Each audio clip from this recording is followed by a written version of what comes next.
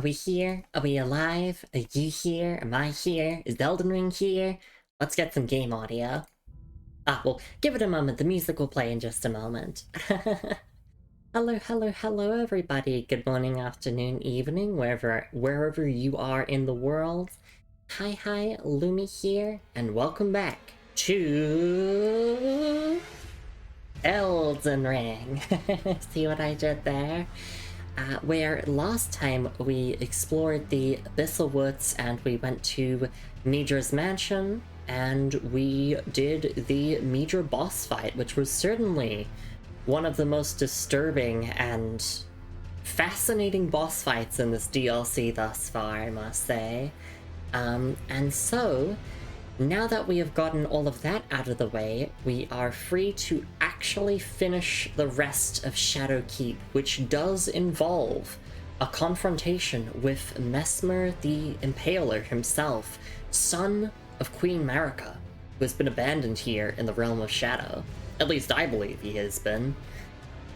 Welcome into stream, everyone. It's lovely to see you all around. Hope you're all doing alright. Of course, hello to my beautiful, gorgeous wife, Moon, and hello to any lurkers and VOD watchers. Hope you're all having a good one. I'm doing pretty good myself. I may have stayed up till 4 AM last night playing Monster Hunter Wilds instead of working on my Code Vein 2 YouTube video stuff. But I did get enough rest, and I am feeling energized and excited for the stream ahead. And hello, Melissa, it's lovely to see you around as well. Thank you so much for the head pats. So, with that all being said and done, let's just boot up our save file, and we've got about 3 items that I missed, or maybe about 4 items I think that I missed. That we're all gonna go and get, and then once we've done all of that and read all of their item descriptions, we will then start Shadowkeep proper, or like the storehouse section of Shadowkeep. Basically the real deal, the real meat and bones of Shadowkeep. So let's get started. So we should actually spawn back in here at Shadowkeep, but we're gonna actually leave straight away, because obviously we need to go do some retrieval first. So, turns out that when the lovely community member, Looney Ravenwitch, was telling me about the Aged Untouchables and then dropping unique loot, there's a specific one in the Abyssal Woods that drops a talisman when you defeat them. And this is just something that I didn't realize. So we need to go back and we need to kill that specific Aged Untouchable to get that talisman. There's also a perfume bottle here in the church ruins behind a pillar that I completely missed. And then, last but not least, there is a little shack here you can see on the map, kind of, if you zoom in a little bit. And basically we have to go to this drop-down section again and head along here. I think there's some stuff to check out along this way, and there's definitely a shack to check out here. And the way that you're meant to get up to the behind Fort Reprimand is actually over this way, so I want to do all of that. And then yes, we are doing the storehouse, which is like this whole section here, and then that maybe is the boss arena. This maybe, I mean, I guess this is a bridge that leads to this section here. There's also like this section up here and this section up here. We have the whole entire map of Shadow of the Erd Tree uncovered. I believe there's no more maps to acquire. And wow, just like, look how big this DLC map is. It's wild. Some people might not think it's too impressive, but, you know, as someone who has been playing since Dark Souls Remastered, you know, DLCs would normally just be like, just this basically, just Shadowkeep, really. So it's really impressive just how much there is in this DLC. Anyway, let's go back to the Abyssal Woods and go and kill that specific Aged Untouchable that has that talisman that we're looking for. Of course, to make our lives easier, we're gonna equip a buckler here. And it seems like even with equipping a bunch of damage negation, I can just not survive getting grabbed by them. So I only really have one chance before I just get immediately murdered by them. Now, if I remember correctly, I think it's around the southwest is the specific one we're looking for. So we're gonna have to go on foot, unfortunately. But that's just how it is sometimes. Let me also swap over to my buckler and turn my lantern on for a bit of light. And we'll do that. And I have no excuse for missing the... I believe it's a Frenzy Flame perfume bottle. I have no excuse for missing it. It was literally in the church that we went to. And it was just behind a pillar. I thought that the only thing in that church was just the shadow tree fragment, but I was wrong. Right, so we're heading about southwest-ish, I believe? There's some rats here, of course. Which we can kill them since, I mean, they do have a chance of dropping rune arcs, which is really nice.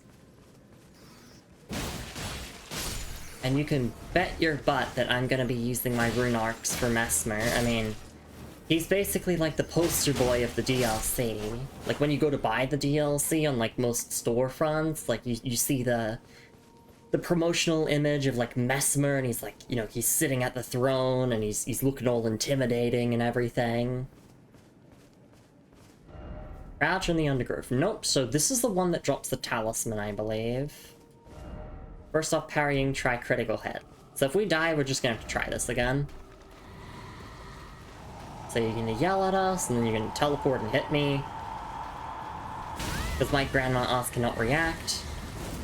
Okay, now we just need to wait for them to charge to us. There we go.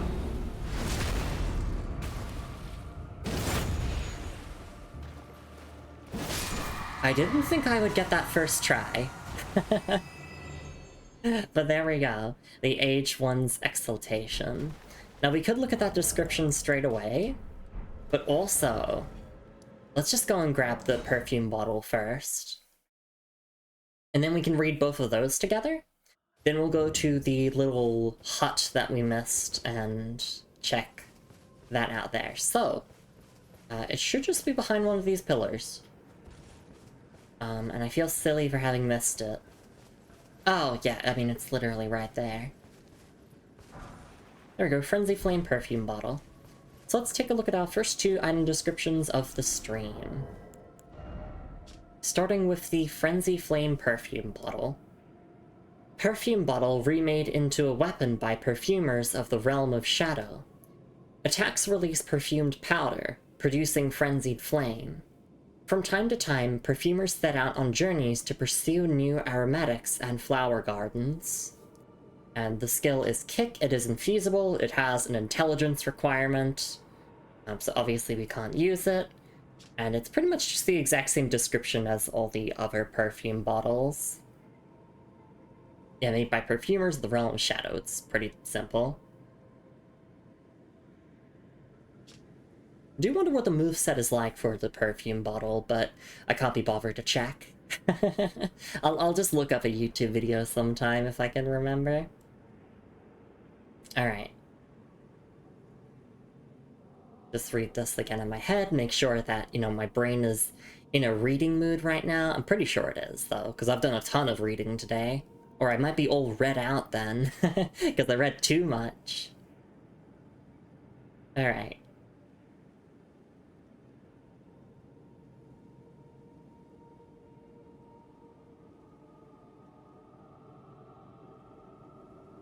Okay, sure. So that's all that.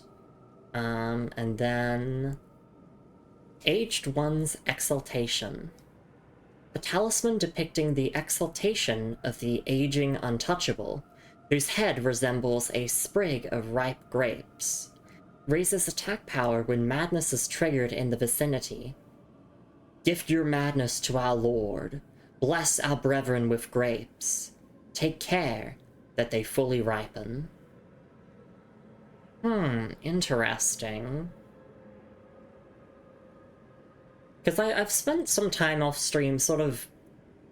I think I had a fairly valid interpretation of Midra and Nanaya and the whole entire mansion. But also, this is a new puzzle piece that I didn't know about that, like, kind of adds to the mystery of what actually happened here in these abyssal woods. Hey Rose, it's lovely to see you around. Hope you're doing alright. Thank you so much for stopping by. Sorry, I'm just being a lore nerd for a moment. We'll get on to the actual gameplay stuff in a little bit. We're quickly backtracking for some items we missed, and then we are proceeding to continue one of the DLC's major dungeons. We love lore nerds, thank you. Because that is me. Yeah, let me read this description again in my head and then we'll move on.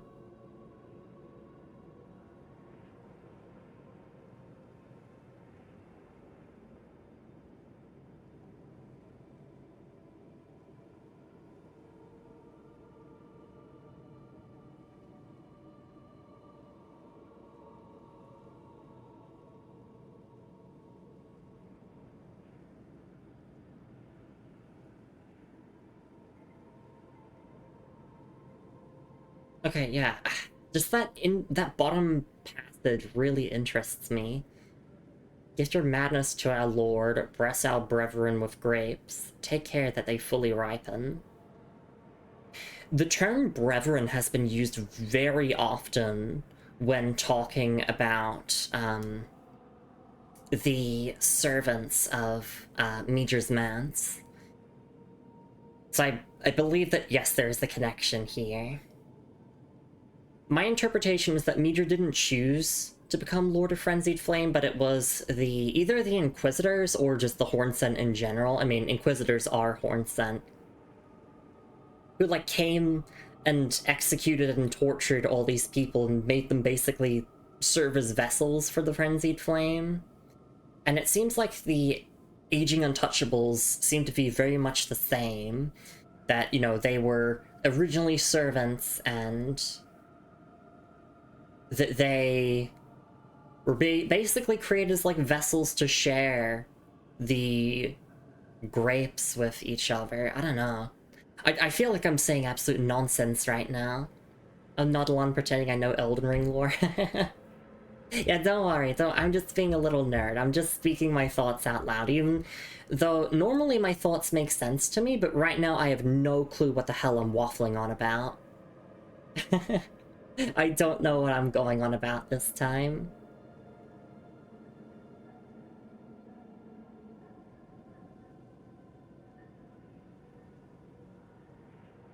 Okay. Point is, aged Untouchables serve the Lord of Flame of Frenzy.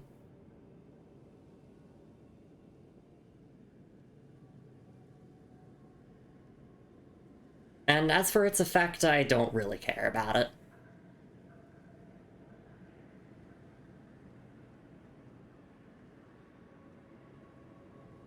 Okay.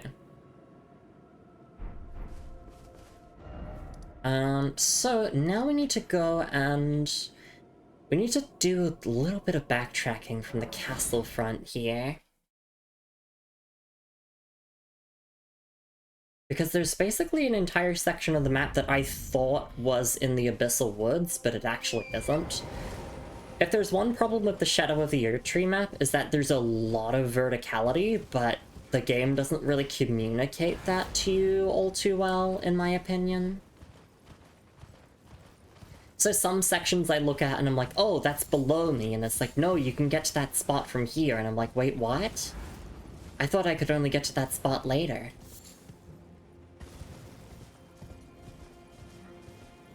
So we just travel along here, and this place might seem familiar to people who have obviously played the DLC before, or have been tuning into these DLC streams, because this is how we originally got to the Rawa base, I believe?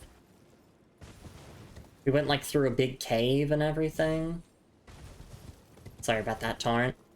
None of these falls should be lethal unless I, like, truly throw myself off the cliff.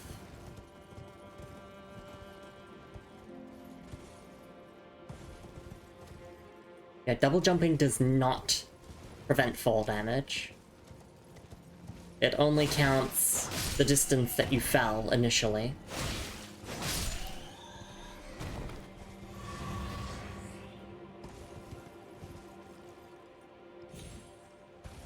Okay, so I'm gonna pull up the map here to make sure I don't get lost. So, before we went through the cave that was, what, this way with the flowers? We don't want to do that this time. This time we want to go instead over to here first, and then we're gonna go over to here second. You see how I thought like that little section there is connected to the Abyssal Woods just because of the illustration? You can see that they are on different levels there, but I don't know. Could be a skill issue, could be a navigation issue.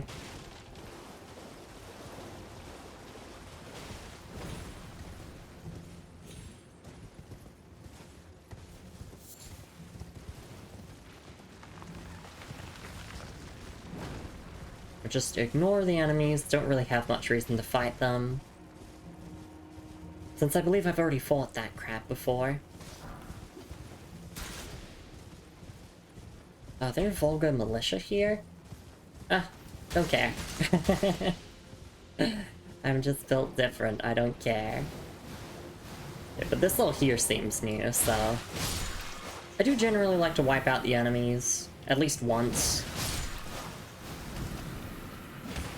Part of my brain thinks like, oh, if you do it, then you get a special reward, which, not really. You get a flask refill most of the time, and that's kind of it.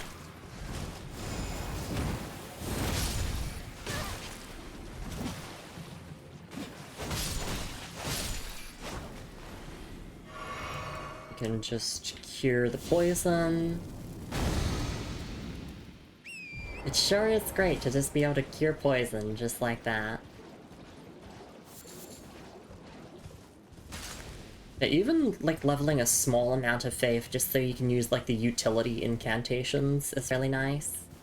Thank you, Flame. We love Flame Cleanse Me in this house.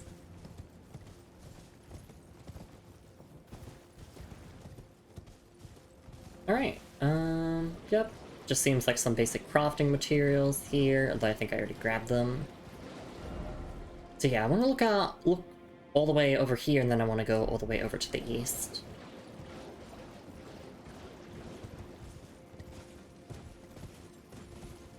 Because obviously part of this playthrough is picking up everything. Or at least, the goal is to pick up every single unique item. But if there's like an upgrade material for something that I really want, or whatever, then obviously we want to get all of those as well. I mean, for instance, we're trying to find all of the Shadow Tree fragments, which are required for leveling your DLC scaling, which is called the Shadow Tree Blessing.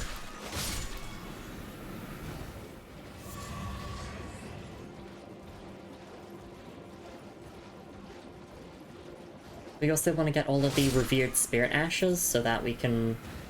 Well, we can fully upgrade all of our Spirit Ashes for DLC scaling, but we're not really using those. So instead that's just buffing Torrent. It's making sure that our little horsey here doesn't die in 2 hits to DLC enemies, because at the moment, at least when we started the DLC, Torrent was basically getting 1 shot as I was riding around, and that wasn't fun.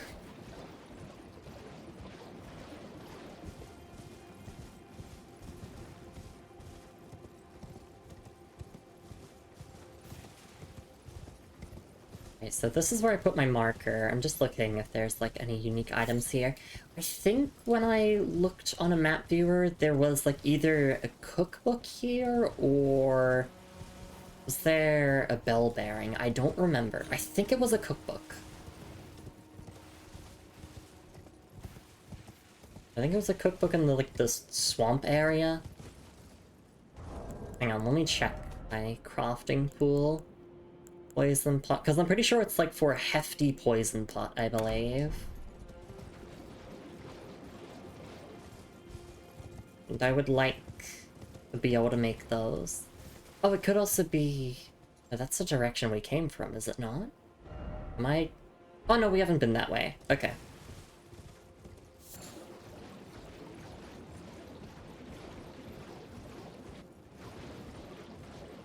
Yeah, we'd like to start our streams by doing a little bit of item cleanup. So basically, anything that I missed from the previous stream, we just go back and get. Which does require that I do my research in between every single stream. I have to, like, mentally go, like, okay, we definitely grabbed all of these. I'm not sure about this, though. But yeah, I see the cookbook over here.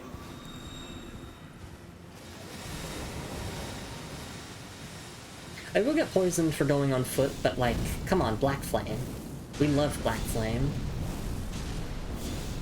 We also recently got Giant Golden Arc, which is really cool. It's like a great way of clearing out a bunch of enemies all at once.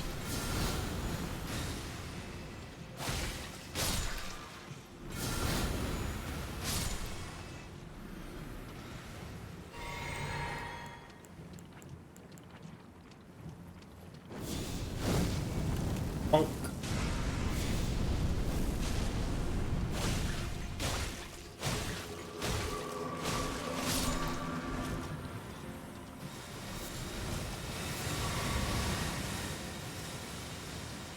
Alright. Here's what we were looking for, the cookbook. And now I just scroll all the way back to Flame Cleanse Me.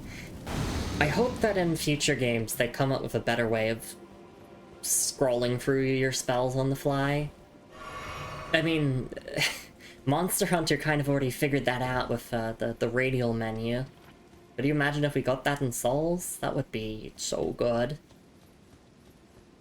What's your first spell? It is Lightning Spear. Just a basic-ass Lightning Spear. But it's really good.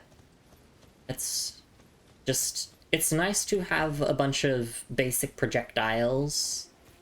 Because my character doesn't use any other sort of projectiles.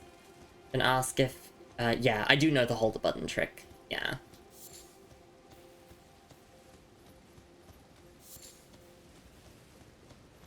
It does help, since, I mean, from Lightning Spear, it's only just a few taps for me to get to Flame Cleanse Me.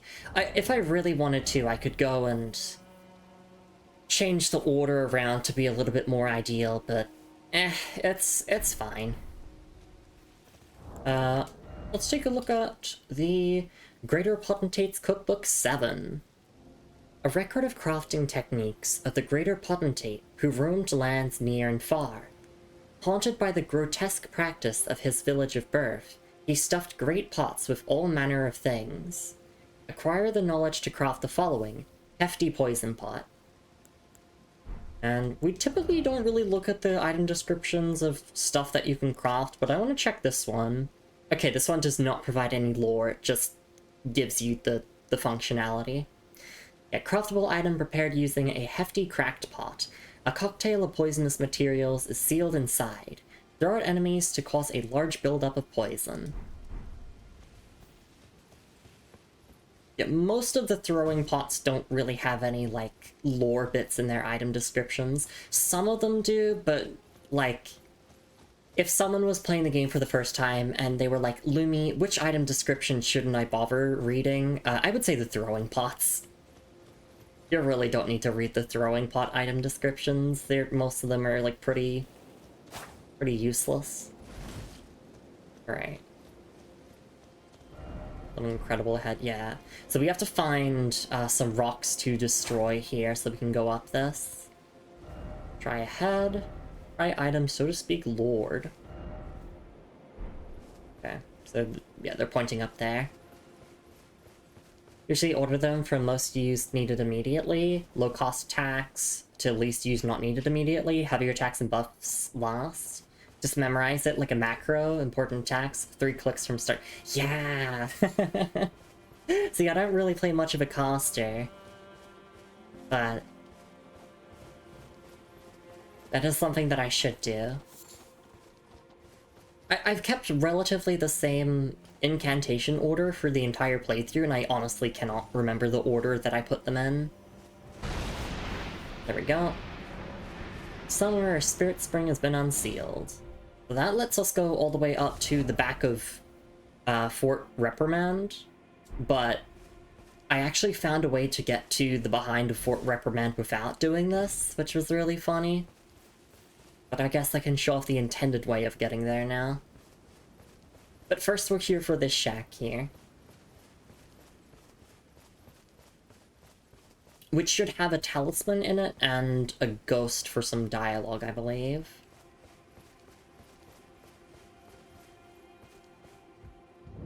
There we go, the Elder's Hovel. Talisman of the Dread.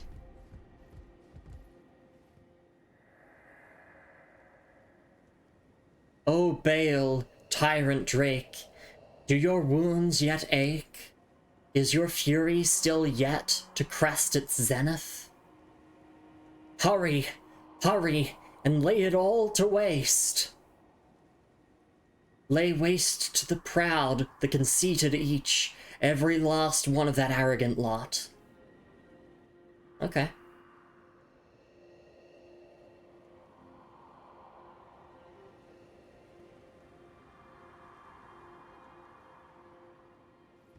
Well, thank you so much for the raid, Fida. I really do appreciate it. I hope you had a wonderful time with Lemmings 3D. Thank you so much for stopping by. And good day, Lumi. How's Elden Ring going? It's going well, thank you. We just got started here, and we're just going in quickly, picking up some items that I missed from the previous stream. But yes, welcome in. If you're not following Fida already, you can do so with the follow button at the top of chat and also the link in chat. Thank you so much for raiding in, and thank you so much for trusting your community with me. And also welcome in, Mega Monkey. Lovely to see you around as well. If you've got a raid and run, that is totally understandable. If you've got a raid and lurk, understandable as well. I know it's getting late in a lot of time zones, and you've been streaming for a while. But I do hope you have been enjoying playing through Lemmings 3D. Because, I mean, I like Lemmings. I've never played Lemmings 3D, but it's certainly a very interesting take on the series. Tonight I only have 2 levels left to go in Lemmings 3D. That's awesome! I'm so proud of you, and I'm so glad to hear that you've been making a lot of progress. Yeah, thank you so much for being here. Just a quick self-intro here in case anyone is new. Hi, I'm Lumi. I'm a Hot Lady Knight VTuber, and I do slow-paced playthroughs of RPGs and Souls-likes, but I also like to dabble in a bunch of other genres as well, based on whatever hyperfixations I have at the time. And we are here with, and this is a bit of a mouthful, so please do bear with me. This is a blind first playthrough of Elden Ring, but it's also a 100% run, an all bosses run, a lore-focused run, and an all NPC questlines run. And you're probably wondering, Lumi, how are you managing to accomplish all of that in a single playthrough if it's a blind playthrough? Through the power of spoiler-free guides. And we are currently here in the DLC. Right, I forgot to mention that as well. We're also doing the DLC. We have not finished the base game yet. We have done everything in the base game aside from the final boss. So, yeah, we've done everything in the base game aside from one particular quest line that leads to a forced ending that would... It's complicated. I'd have to go into more deeper spoilers to explain. But yeah, there's one quest line we technically haven't finished in the base game, and we haven't done the final boss of the base game. And of course, here in the DLC, we've been doing all bosses, all NPC quest lines, with the exclusion, of course, of mutually exclusive quest lines. And right now what we're in the middle of doing is we're currently just going around and picking up a couple of items that I didn't grab in the previous stream. Then we're going to be heading to a major dungeon for like the 3rd time in this stream series, because we never actually finished it. And we will be probably taking on another major boss and progressing some quest lines some more, so thank you for being here, everyone. If you enjoy like sensitivity-friendly streams with like no sound alerts or whatever, some people call it boring, other people call it ASMR or relaxing. I just call it a Lumi stream, but thank you so much for being here. I really do appreciate it. I'm glad spoiler-free guides exist. Yeah, I am following one that it does have to mention, like, it tries its best to skirt around, like, saying boss names whenever possible, and, like, avoiding spoilers whenever possible. But I'd say it's done a pretty good job at keeping all of the surprises of Elden Ring still intact. And of course, because this is a lore-centric playthrough, we have been reading every single item description, we've been talking to all the NPCs, which I guess that coincides with doing all the quest lines, and overall, it's been a really good time. I'm a big fan of the lore of Souls games. I really love delving into them and like discussing it with people. And so uncovering the Elden Ring story has been an absolute joy, and this DLC has done a wonderful job at not only answering a couple of questions I had from the base game, but also introducing new factors to the lore, introducing some new mysteries, some new intrigue for me to chew my teeth on. Or to chew on, I think that's the saying. But yeah, thank you for being here. So we just made it here to the Elder's Hovel, which I completely missed. Not only last time, but a couple of streams ago. I had access to this spot, but I just never went to it. And we were just talking to this ghost here. We'll talk to the ghost again. And then we just picked up a talisman, which I'll read the item description of. Now let's talk to this ghost again. These ones aren't voice acted, so I can actually do the voicing myself. And yeah, we'll just talk to him again. O Bale, tyrant Drake, do your wounds yet ache? Is your fury still yet to crest its zenith? Hurry, hurry, and lay it all to waste. Lay waste to the proud, the conceited each, every last one of that arrogant lot. We actually defeated Bale a couple of streams ago. This is very interesting, this person actually wanting Bale to succeed.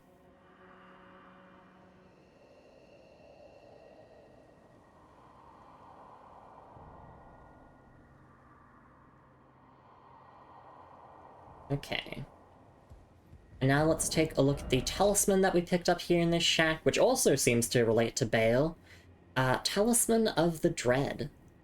Talisman depicting the dread dragon of the Jagged Peak, whose roars cause the peak's molten fury to boil and churn. Raises potency of magma. Bale was the foul dragon's name, a terrible harbinger of destruction whose challenge to the ancient dragon lord ended in grievous mutual injury. Yeah, this is bits of the lore that we already knew. Bale the Dread decided to betray the Dragon Lord Placidusax and inflicted a grievous wound on the Dragon Lord, but also was injured himself and retreated here to the Jagged Peak, which we have slain him now. He's gone. We did Egon's questline, for those wondering who've played the game. I very much enjoyed that questline. I enjoyed fighting Bale alongside Egon. And, as for this talisman's effect, I don't really care about it. Raises potency of magma is fairly niche, like, especially for my build, which, in case you're wondering, my build is a strength and faith build, so kind of a little bit of a paladin, and it's been a fun build.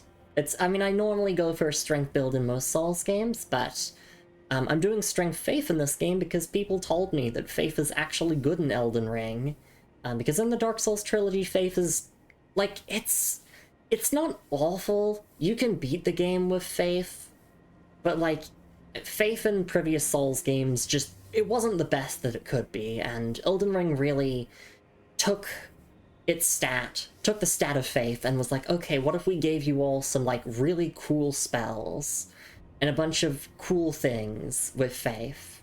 And I'm glad they did. Yeah, no, that's kind of that. That's everything there. I'm just gonna read the description again in my head real quick, though.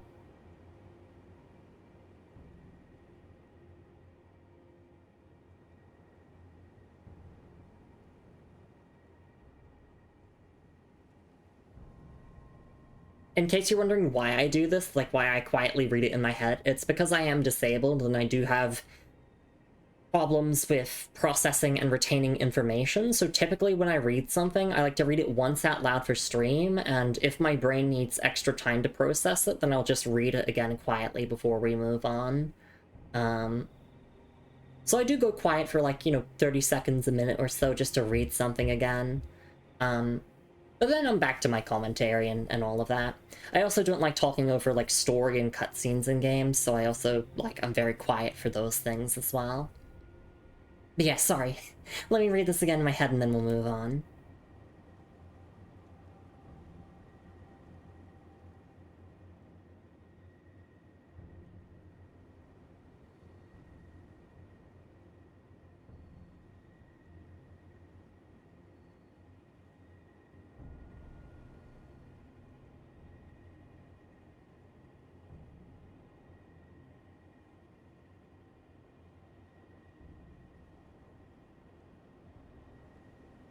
Okay, yep, there we go. I have completed my reread in my head. Although I want to just quickly...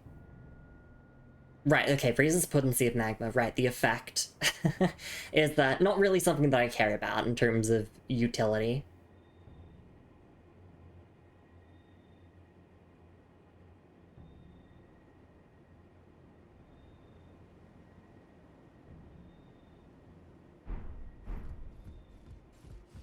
Fetus says, I went Dex, Faith, and Dark Souls 1 really like Wrath of the Gods, Zappy Bolts.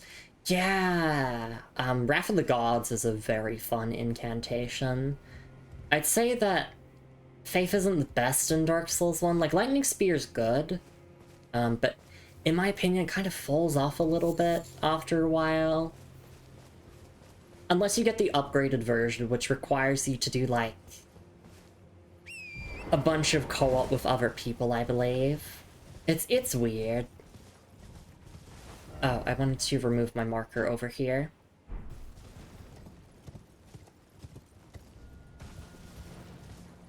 Right, and then I also wanted to go up here because this leads to the intended path to the back of the Fort of Reprimand. There was a mini dungeon that you're not supposed to get to the behind of until this point here, but I found a way to do so anyway, through the power of janky platforming.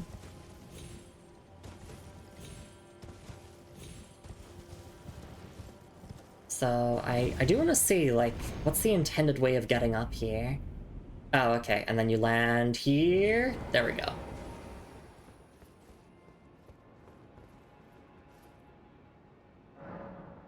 Right, and then, like, this just leads to a couple of extra items at the Fort of Reprimand, but we've already got all of those.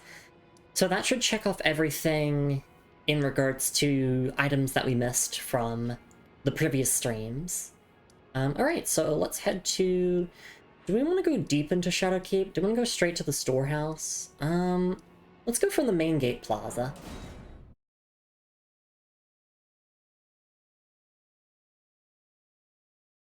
Played entirely offline / solo. I had to farm a specific area to get that upgrade.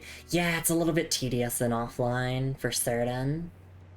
Moon says I've used Faith in all 3 Souls games, is miserable each time. What do you mean my offensive miracles have 10 years of cost time tickle enemies or above? If you're just saying the more people told me it was bad, the more I wanted to use it.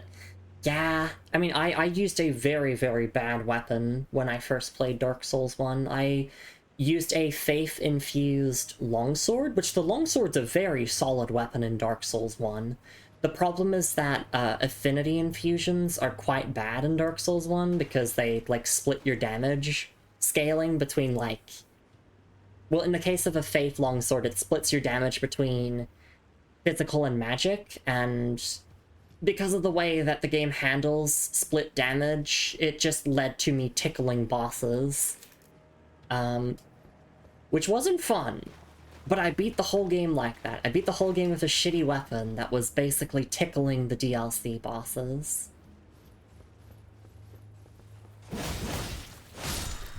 But yeah, thankfully in Elden Ring, Faith is actually very good. I don't know anything about, like, the Elden Ring meta or whatever, but it just seems like a lot of things are viable in this game. Like, you can kind of just make whatever build you want and you'll probably be fine.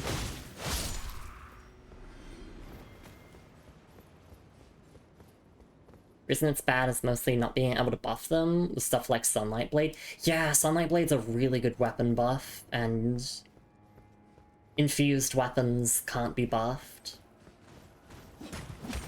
I just want to clear out these Volga militiamen real quick.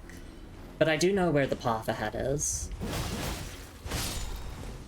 And hey, I mean, maybe they'll drop some good loot for me. Oh, Shadow Militiaman Helm. See? We can read an item description now.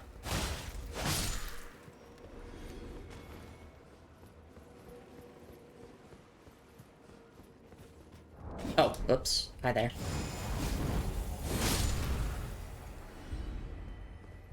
Alright, let's take a look at the Shadow Militiaman Helm.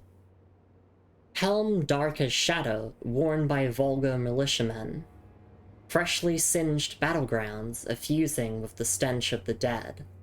Forbidden lands that will be excised from the memory of history. What better place than the realms of shadow, then, for such an army? It's pretty much the exact same description as all the other militiaman armor pieces that we've obtained, but I still really like that bottom paragraph and how it reads.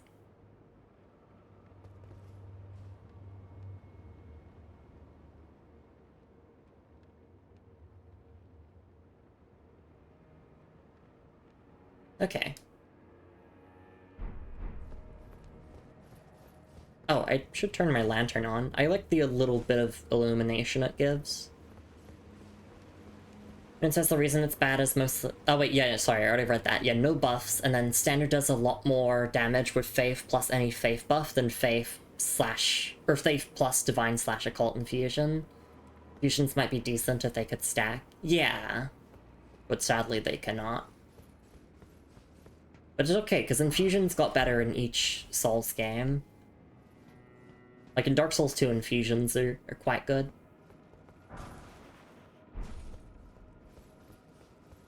Also, we got a Bone Dart for the first time. That's like a basic crafting item that I've never made before.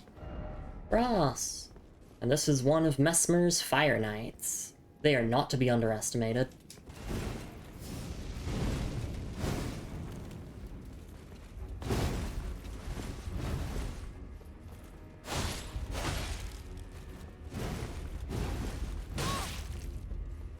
Can I backstab them? Okay, yes, they can be backstabbed.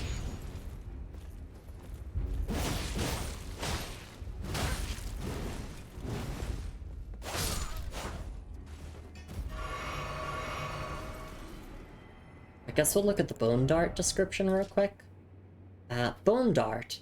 Animal bone sharpened into a knife for throwing. Craftable item. Throw at enemies to inflict damage. Oh, and it scales off of strength and dex primarily.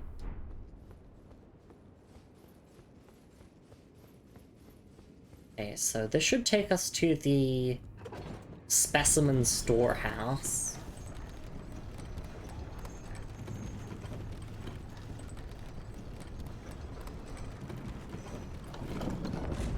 Yep, here we are.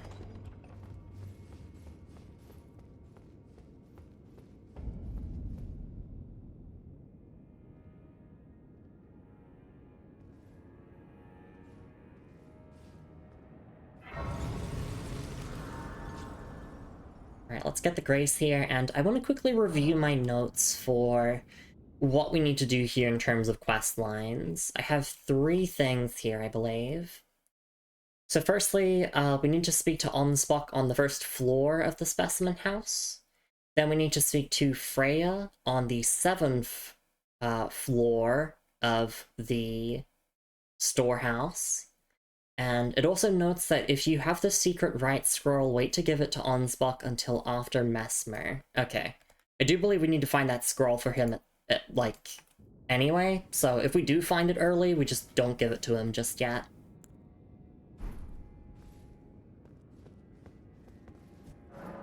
And then, of course, we will be summoning Hornsent to help us fight Messmer. I typically like to play solo without summons, but this DLC has really impressed me with, like, the story gameplay integration of, like, the summons and, you know, the characters that you summon for, you know, their relevant boss fights. It's weird because, like, it's very good in 1 if you're using Sunlight Blade, and good in 2 if you're using Hexes, significantly worse otherwise. Yeah, Faith has been weird, but finally it's in a place where it's just good now. Wary of weak foe. Oh, yeah, hi there.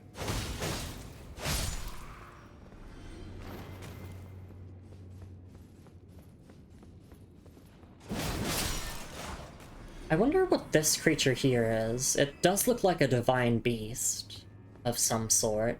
I mean, it's got the aspects of the Crucible with all of the horns and whatnot. Some sort of divine beast.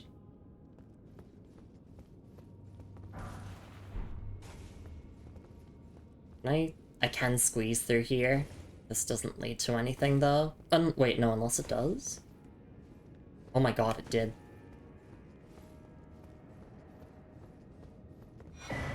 Voltric Talisman +3. Nice.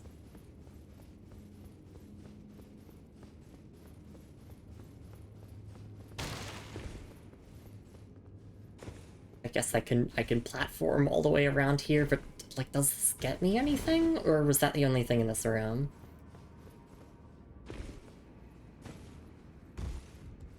Oh right, I also forgot to mention, not only is this a 100% run, but I am also trying to grab every single unique item in the game. So, you know, look, this is the most thorough that you could possibly be on a first playthrough of a Souls game. Alright, let's take a look at the Voltric Talisman +3. Talisman with a large depiction of a yellow ancient dragon. Boosts lightning damage negation by the utmost. The ancient dragons, who ruled in the prehistoric era before the Erd Tree, would protect their lord as a wall of living rock. And so it is that the shape of the dragon has become symbolic of all manner of protections. Yep, so it's pretty much the exact same description as all the other, like, damage negation talismans.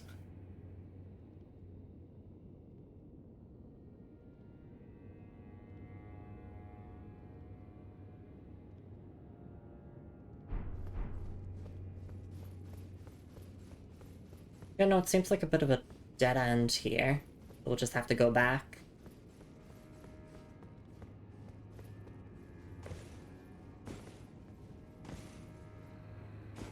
Oops. I'm gonna have to platform all the way over here. It's a bit awkward, but we got it. Oh, wait, no, wrong way. Wait, no, that was the right way. There we go.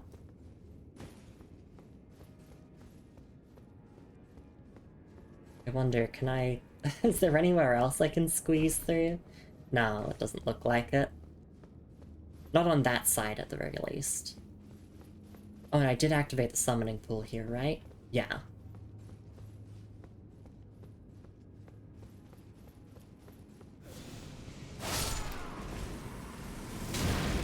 Ow.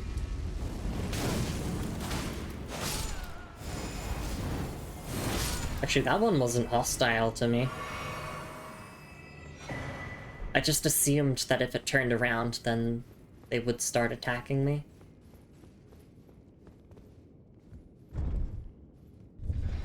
Okay, this is taking us to a lower floor. I don't know if I want to, like, go down here just yet or not.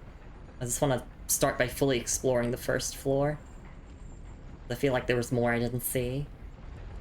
Wait, where am I now? I don't know, but we'll go back up. Also, have to check, is there... There's nothing below the lift. Okay.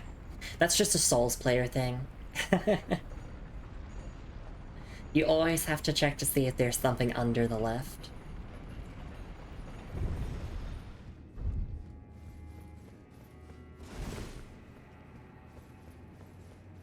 Okay, so rather than go that way, let's explore along here.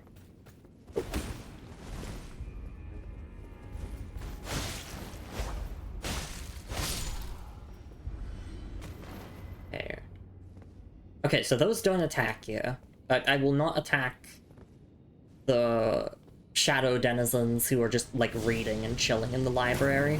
Well, okay, this isn't a library. It's a storehouse. It's where they put things. And specifically, it's a specimen storehouse. Would you not, please?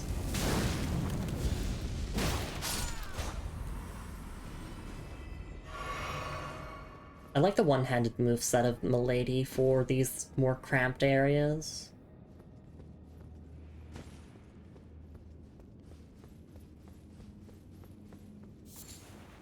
Go Embers of Mesmer.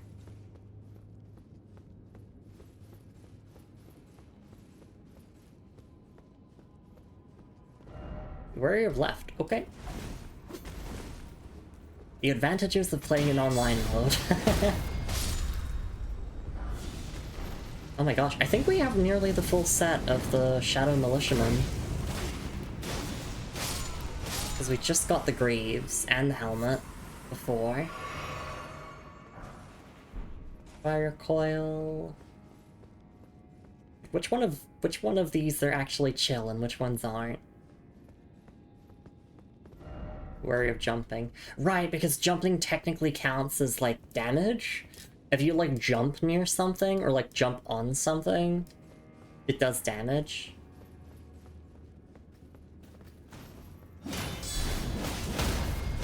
And I generally have a policy of, like, I won't kill something that's not aggressive to me. Or at least I will try not to. Unless there's, like, a unique reward for it. Wary of down. Okay. Oh wait, is this the upper floor? Because we did initially get the... Hang on. I gotta lock in here. These Mesmer Knights show no mercy.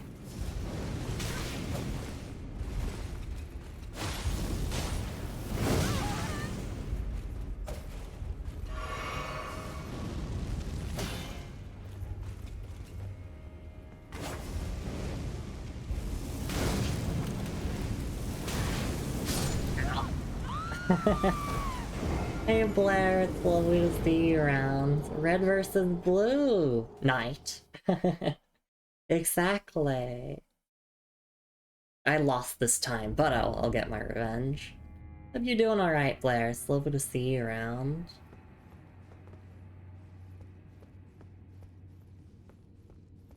It's always good to see the homies around. We're currently exploring the Specimen Storehouse in Shadow Keep. Our ultimate objective here tonight is to confront Mesmer the Impaler, the...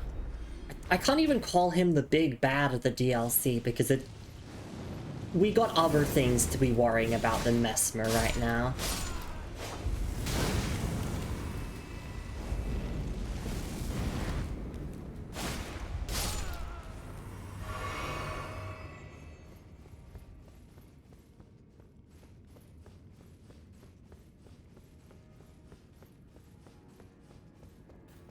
Right, okay, we just have to deal with all of the vulgar militiaman gangs. Alright, I should read the item descriptions of the other armor bits I got. Yeah, let's kill this one and then we can come back here. It should just be the exact same item description as all the other vulgar militiaman pieces, but we have been reading everything, so... Shadow Militiaman Greaves. Greaves as dark as shadow, worn by vulgar militiamen. Freshly singed battlegrounds, effusing with the stench of the dead. Forbidden lands that will be excised from the memory of history. What better place than the realms of shadow, then, for such an army? Good question. Yeah, I think we nearly have the full set for the Shadow Militiamen.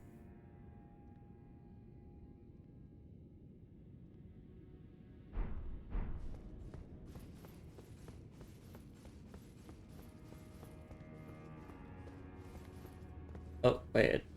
No. Are you a friend? Is one a friend? That one seems to be a friend.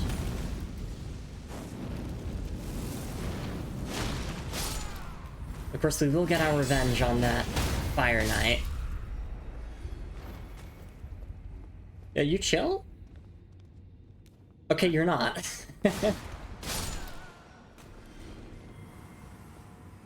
Just have to make sure, you know? Oh, oops, I'm sorry. I'm so sorry. I'm just gonna leave you be. And me jumping like that triggers aggression on them. Or it should trigger aggression on them.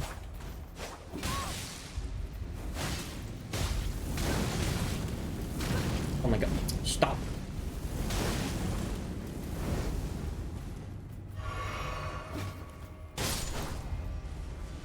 I'm trying my best not to hurt innocent people here.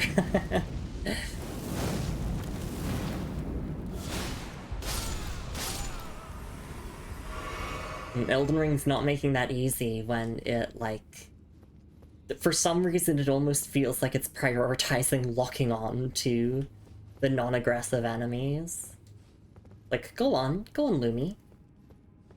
Go commit a crime. I'll be like, oh my god, we act as if we're righteous, but we're just like Mesmer. He's literally me, for real, for real. I also go on crusades and purge people deemed impure.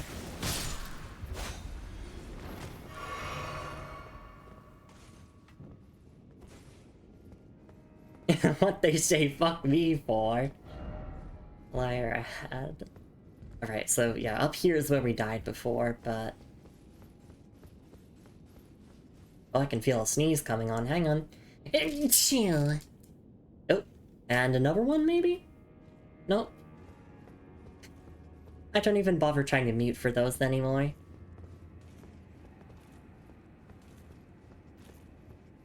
Oop.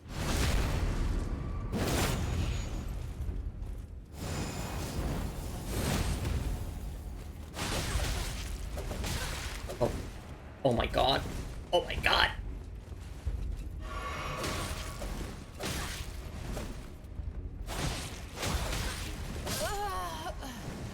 Oh, what a boss fight that was, huh?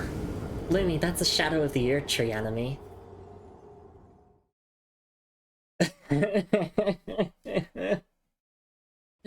Back in my day in Dark Souls 1, enemies would have like 2 attacks and they would take 15 seconds to swing their weapon. Now they've gone woke. The enemies are too fast. Yeah, weakest DLC minion versus the strongest main game boss. The people weren't kidding when they're saying this DLC is tough as nails. Like, I'm used to From Software DLCs being difficult, but this feels like the hardest one.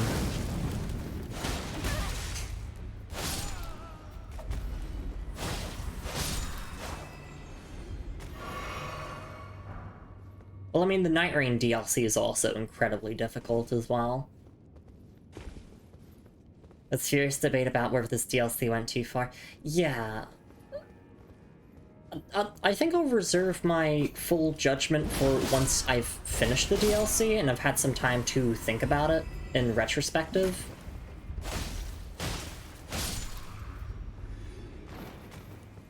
Because, you know, I want to, like, kind of detach myself from the experience to be able to, like, critique it fairly.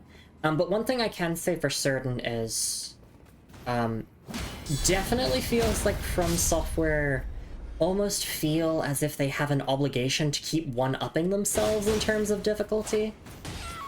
Ow. Ow. Oh my god. Please. Like, you know, you look at Demon Souls, you look at Dark Souls 1, you look at Dark Souls 2, like, those are challenging games, yes, but it's primarily challenging on the mechanical side as opposed to, like, the enemy encounters, I would say. Or, like, the boss encounters. The bosses are still difficult, don't get me wrong, but I feel like most of the difficulty of the older Souls-likes come from a mechanical side where, you know, this is a different kind of action game from what most people were used to at the time.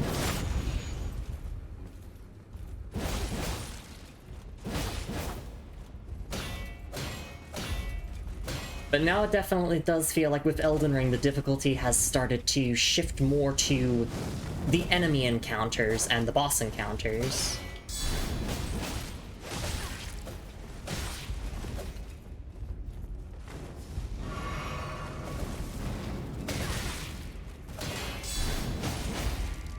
There we go, okay. That was a tough boss fight. Let's see, we talked about Melania, which means we need more of that. I think Melania is a good boss. I think the only problem I really have with it is just the waterfowl dance. I think that...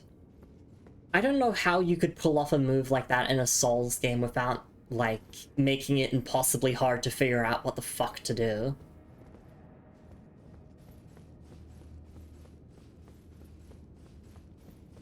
I think the problem with the waterfowl dance is just, like, to me, the animation of it doesn't really give you much of a heads up of how you're actually meant to deal with it. Like...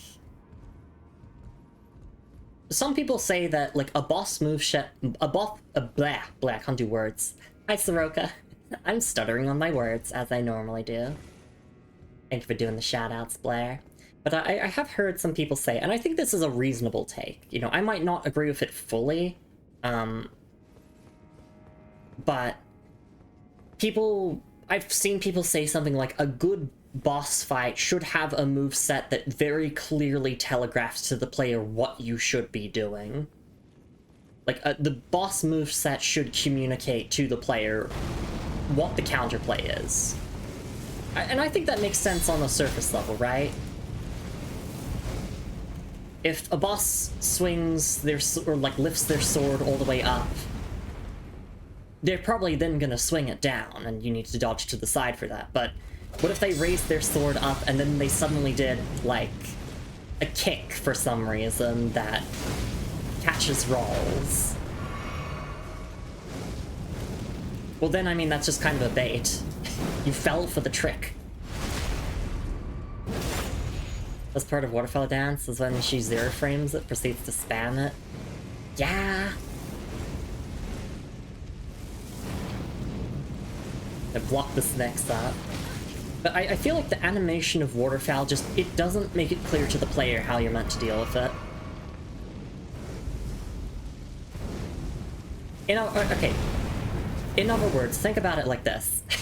I've never needed to look up how to dodge certain moves with Souls bosses until Melania. Melania is where I hit the point where I'm like, okay, I need to fucking Google this. How am I meant to deal with this? Oh, beast horns. Nice. Hope you're doing alright, Woolcut. It's lovely to see you around. Looks so soul-crushing for your first time doing the fight. Oh, absolutely. Waterfowl is just such an oppressive attack that it kind of feels like you're playing that fight for Waterfowl Dance. Like, a lot of the common strategies for beating Melania are basically, like, the hit-and-run strategy, where it's like you run in, you get your hit in, and then you run away to create as much distance as possible so that you don't have to deal with, like, point-blank Waterfowl Dance. There's a lot of ways to deal with the move. I will admit that. Like, I mean, obviously blocking it is one of the best ways to deal with it. But then you got stubborn people like me who refuse to... No, I mean, I use my shield. I've just been using my shield just then. But if I can, I prefer to dodge roll through something because then I get a little bit more of a reward. At, like, a larger punish window. To me, it feels like. I'm good, glad to hear it. But I'm in such a yappy mood that I'm not really paying much attention to where I am going. Wary of up? Oh, over there. It's a Pixar movie. Oops, no, I didn't mean to hurt anyone with that lightning spear. Still no ahead. Smithing stones, we'd love to see it. Ow.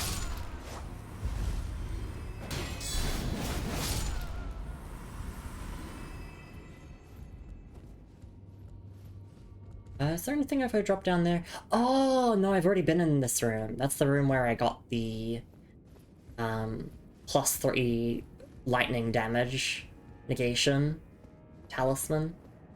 Like Greatsword, my beloved. Yep, I love this weapon class. I hope it comes back in future Souls games. Although, sadly, none of the DLC weapons are featured in Night Rain. So there's no Milady in Night Rain, and that is why Night Rain is a 0 out of 10 game and a waste of time.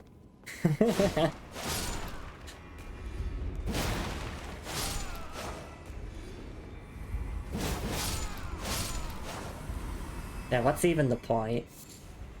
Okay, Blessed Bone Shard. Looks like this might be a shortcut door, maybe? No.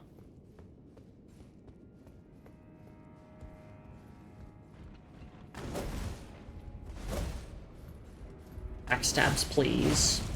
My backstabs. I can't play without my backstabs. And when it comes to these more dexterous enemies, the common strategy is just back the fuck off and wait for them to do something that has a big window. Like that.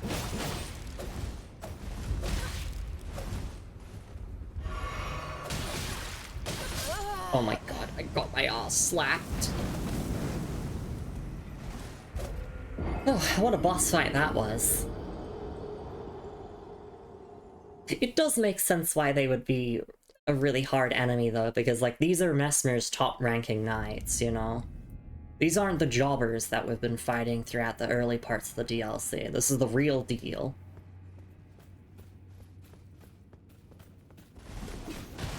Yeah, I got spammed on. I guess we can...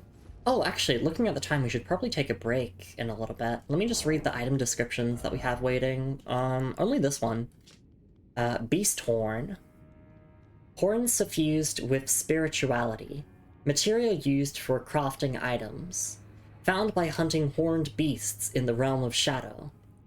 The Crucible has a particularly strong influence on the beasts of the realm of shadow, causing many to grow horns despite the characteristics of their species. Ooh, okay. That makes sense why I haven't picked any of these up before, because I typically don't hunt the wildlife in Elden Ring. Because I don't like doing that. Just a preference. Okay, that's a bit of interesting lore, though. I'm glad that I, like, had an opportunity to pick this up through not hunting horned beasts.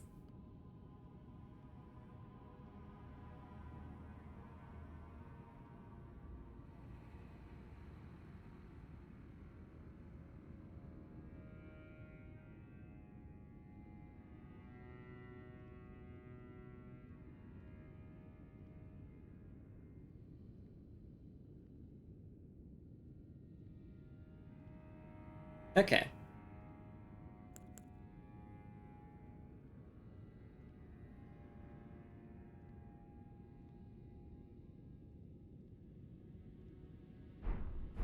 So, I guess these aren't really divine beasts per se. They're just regular-ass beings that sprouted horns because of the Crucible's influence over the realm of shadow. Interesting. Melanie would be 10 out of 10 if she had a magpie dance instead. What would a magpie dance look like? Like this. Screaming. You gotta bleh. You gotta dodge the ah. Like ah. You gotta dodge the ah. Alright, I'm gonna go for a stretch and hydrate break. I clearly need just a little stretch and some water to get my head in the game. And, that'll be that. Hey Sharks, thank you for being here. Thank you for checking in. Best of luck with work. Claire says everywhere she sits you down, prepares to blow your mind with a new way of thinking about mech pilots. Whoa! That would be basically undodgeable. That'd be incredible. Anyway, I'm gonna go for that little break. I'll be back in a few minutes, and when we get back, hopefully I will have some better luck with getting through this storehouse, because holy shit, these enemies. The Messmer Fire Knights got hands, but I got weapons. I got blades of steel. I got a body and mind of steel. Alright, I'll see you all in a few minutes. Do take care of yourselves, everyone. Thank you again for the raid, Feed Attack, and I'll see you all in a few minutes. Catch you all then.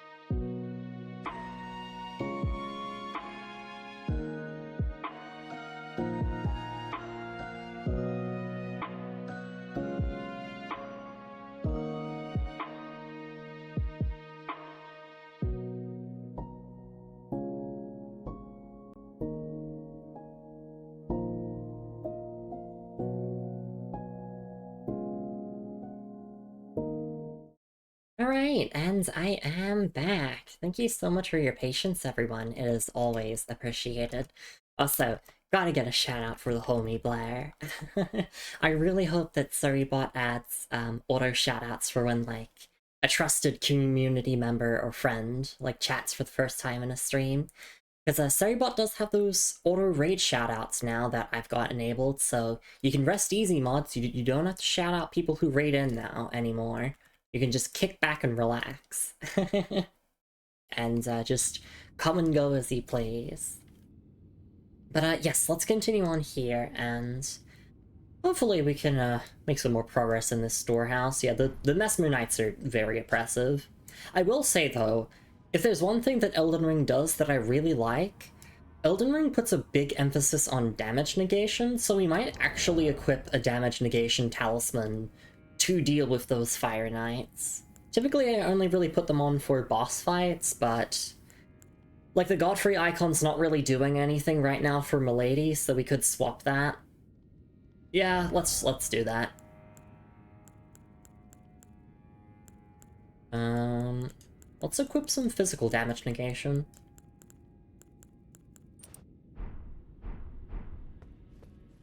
Yeah, like, damage negation is huge in Elden Ring and should not be slept on. Technically, I could have better defense if I was wearing a helmet, but, like, fashion over functionality, baby. Besides, most people just play these games with their characters naked. Okay, maybe not most people. But there's definitely an audience of people who are like, oh, time to play another naked man with a giant sword. I'm like, okay, you do you.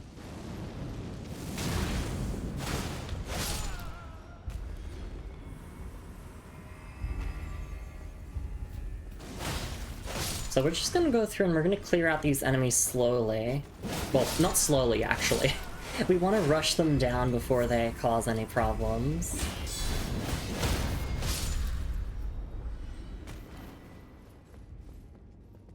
Oh, I haven't been down there, but I want to wait to go back there in a little bit.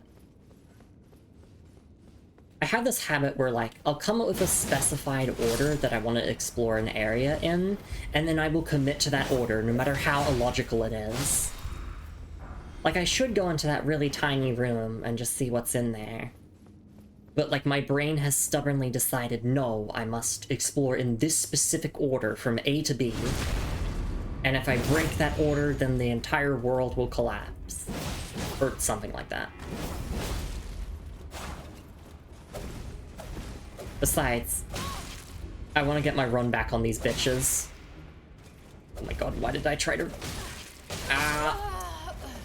Never mind.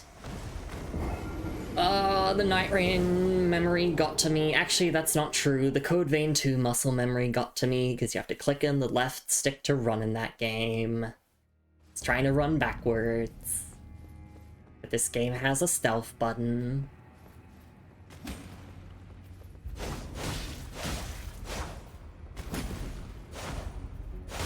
If anything, I should just disable the crouch. So that I don't accidentally crouch in combat.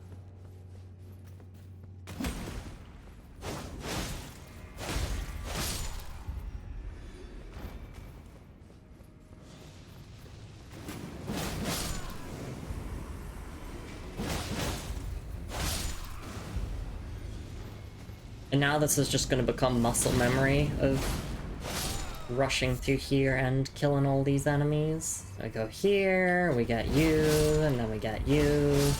Then we turn around, and then we block this.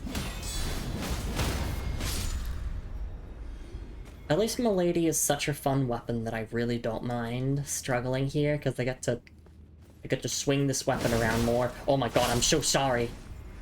I'm so sorry to this guy.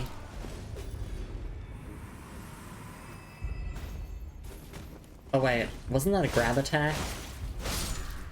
Well, it doesn't matter, it didn't hit me. Struggling with Milady, exactly. At least we get to struggle with style.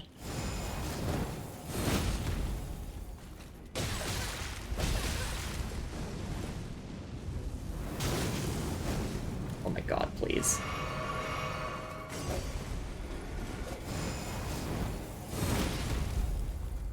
I'm just gonna make use of my weapon skills more. Like, aspects of the Crucible Wings is very fitting for my character, and it's not awful either. Ooh, Fire Knight Greaves. Nice. Sure, we can take a look at those. Fire Knight Greaves. Greaves of the Fire Knights under Mesmer the Paler's personal command. Each and every knight hailed from a renowned family of the Erdtree's upper echelons, but were shunned and chased from their homes after pledging allegiance to Mesmer as their master. Okay, interesting. I mean, obviously they chose to be with Mesmer, but they also betrayed the Erdtree to do so.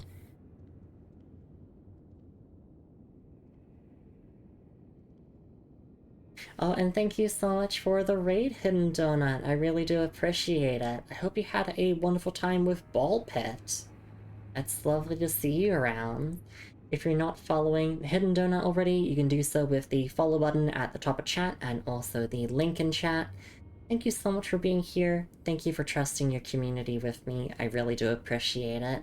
And, of course, if you got a raid and run, that is totally understandable. If you got a raid and lurk, understandable as well. Please do prioritize your own self-care, especially after what I presume to be a big long stream. Thank you so much for stopping by. Welcome in Hidden Donut, welcome in Ruron Stardust, and welcome in Quintobin. It's lovely to see you all around, and of course all the other raiders. The doggies have come to play. How's the DLC going? It's going well, thank you. Just struggling a little bit here in the specimen storehouse in the Shadow Keep, but we're making slow but steady progress. Thank you so much for being here. Just a quick intro in case anyone is new to the channel here. Hi, I am Lumi. I'm a Hot Lady Knight VTuber who does slow-paced playthroughs of RPGs and Souls-likes, but I also like to dabble in a bunch of other genres as well, based on my current hyperfixations. And we are here with a first-time blind, 100% all bosses, all NPC quest lines, lore-focused playthrough of Elden Ring, including the DLC, which is what we're doing right now. And, yeah, we're going through Shadowkeep for the third time, actually. We paid 2 brief visits to Shadowkeep before to do some questline stuff and gain access to some other areas, but now we're here to actually finish exploring Shadowkeep for real, and hopefully confront and take down Mesmer the Impaler. I love your model, it looks neat. Thank you, I really do appreciate that. Please make yourselves at home here, everyone. Very lurker-friendly environment. I don't do, like, sound redeems or anything, so if you need something, like, on in the background to fall asleep to, or, like, on a second monitor or whatever, that's basically the type of streams that I try to provide. Very slow-paced streams where we really pay attention to all of the minute details of all the games we play. But yeah, thank you for being here. We just defeated one of Mesmer's many Fire Knights, and we just got the Fire Knight Greaves pickup, and I was just reading its item description. Cozy time? Yeah, we can throw on the casual clothes. Blah. I also do have a bit of a stutter. Now let me quickly swap outfits. Just gotta go here and click on a couple of buttons and get all nice and cozy. And we can start cozy maxing now. There we go. Nice cozy sweater. Even though it's summer right now in Australia, but let's not talk about that. It's winter time for the rest of the world. Thank you so much for the casual clothes redeem, Blair. I really do appreciate it.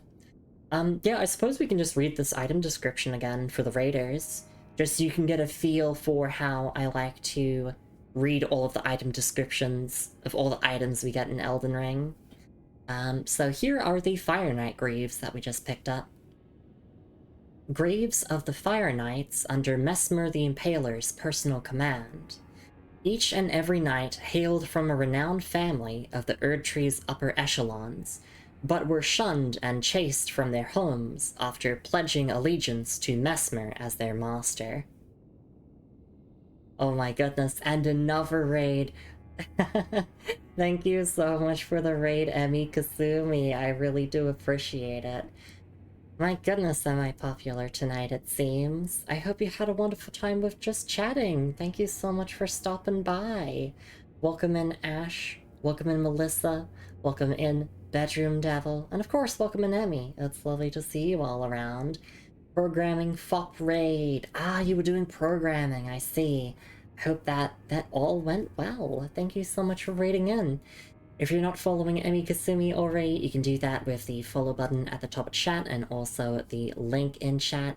Thank you so much for raiding in and trusting your community with me. I really do appreciate it. And of course, if you got a raid and run, if you got a raid and lurk, totally understandable. I was just saying that too. The raiders who came in before you, it's basically a double raid, so I'm kind of repeating myself a little bit here, but please do prioritize your own self-care, and I do hope that you had a wonderful time with your stream. And let me try and speedrun a little intro here. You know, I can go a little bit quicker this time. Hi, in case you're new here, I'm Lumi. I'm a Hot Lady Night VTuber. I do playthroughs of RPGs and Souls-likes at a very slow pace. And we are here with a first-time blind playthrough of Elden Ring, where we are reading all of the item descriptions, we're doing all the NPC quest lines, we're doing all the bosses, of course, and of course we're doing the DLC, which is what we're in the middle of right now. And kind of getting my butt kicked a little bit, but I'm still enjoying delving into the lore and story of Elden Ring. In particular, this DLC has been very fascinating from a lore perspective. And I really appreciate you all being here. Thank you so much for stopping by. This is a very lurker-friendly stream, very, like, sound sensitivity-friendly stream. We don't do, like, sound redeems or interruptive redeems or whatever on the stream. So if you need something to leave on in the background or, like, you know, on a second monitor or whatever, lurking is appreciated, but obviously you don't need to. Thank you for being here. Let me catch up on chat here. Bedroom Devil saying, I stayed for the raid. I gotta try and sleep now. Good night, all. Rest well. Thank you for being here. I'm just a magnetic person. I seem to be, Quinn. At least tonight. Emmy says, I've been reprogramming all of my complicated ass redeems. I'll hang around a bit and possibly lurk. Gonna be winding down for bed and maybe doing some music production. Emmy pondering who to raid. Lumi is in fucking Australia? It's 1:30 a.m. here, which means fuck off late for all the Americas. Yes, exactly. My streams are perfect for either insomniacs or, like, people on the night shift in the US. Thank you for the head pats as well, Looney. It's lovely to see you around as well. Yeah, thank you so much for being here, everyone. I guess we can read this item description a third time. Because I don't want the raiders to feel left out. Hope Elden Ring is going... Yeah, DLC is kicking my ass. It's by far the hardest Souls-like I've ever played. But it's been a good one. I've been enjoying it. Anyway. Yes, let me read these Fire Knight Greaves description for the third and final time for the raiders, so you can all get a vibe for how I like to, you know, read the item descriptions out loud and whatnot. And then we will continue on. Hopefully, another raid doesn't come through. I appreciate the raids. But also, I wanna make some progress. I don't just want to sit here in this menu the whole time thanking everyone. I do appreciate you all, thank you. But also, sometimes the support is just, it's a lot. Anyway. So yes, we just defeated one of Messmer's Fire Knights, and they dropped the Fire Knight Greaves here, and as is customary for this playthrough, since this is a lore-focused playthrough as opposed to, like, a gameplay-focused one, we are reading the item descriptions of every single thing we pick up. And, well, let me read this again to you all another time. Fire Knight Greaves. Greaves of the Fire Knights under Messmer the Impaler's personal command. Each and every knight hailed from a renowned family of the Erd Tree's upper echelons, but were shunned and chased from their homes after pledging allegiance to Messmer as their master. There we go. They're very loyal to Messmer, and I wonder why, because there's, like, Rolana was incredibly loyal to Messmer as well. She was, like, chasing after Messmer. I don't know what Messmer's doing, but everyone wants to follow him.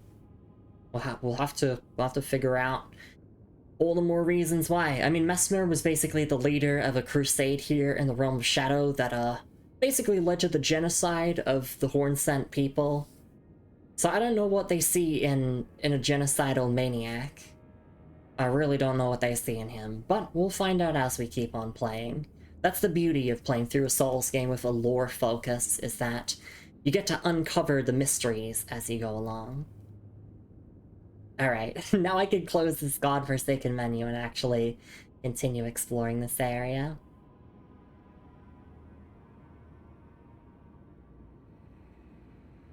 Oh wait, sorry, yes, I like to read the item descriptions again in my head sometimes, just because I have a disability and I have problems with processing and retaining information. So if I ever go quiet on these item description screens, just assume that I'm reading the description again to myself, just to help with my disability.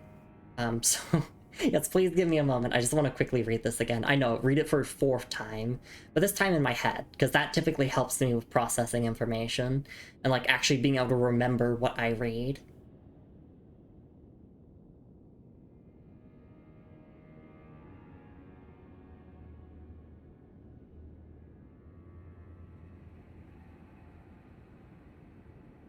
Okay, there we go, all done.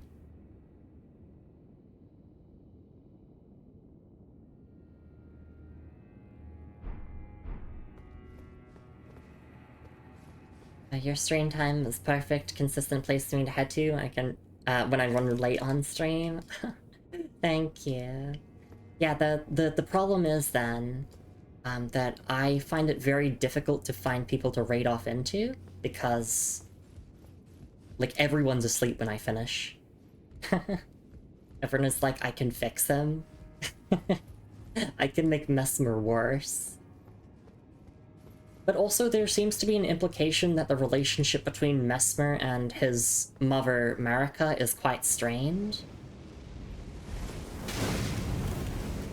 Specifically, the item description of Marika's blessing talks about how Marika used to make special, like special elixirs for her son, but never again. And I'm like, what do you mean never again? Why did she abandon her son, Messmer? Because it does seem to be the case that Messmer is a child of Marika's that was just completely neglected after the crusade finished, it seems.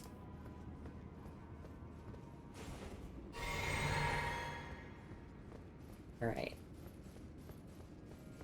Yeah, so those Fire Knights, especially, you know, because we just read the item description of the Fire Knight Greaves, yeah, those Fire Knights have been kicking my ass a little bit. They demand a lot of attention and focus in order to beat.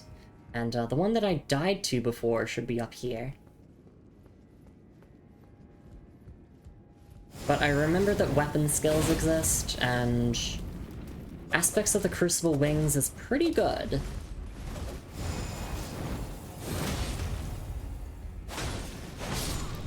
Oh, nice. Got another drop.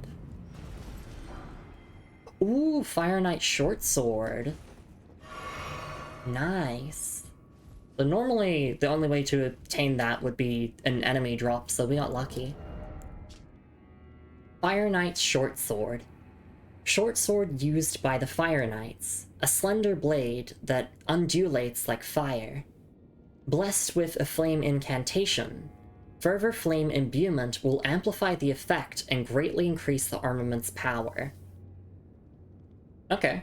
And its default skill is Quick Step, but it is also an infusible weapon. And, yep, it counts as a dagger. That makes sense to me. Right, yeah, nice pickup. I'm glad that we got that. Since we are trying to get all of the lore, and getting all of the enemy drops does help with reading all the different bits of lore.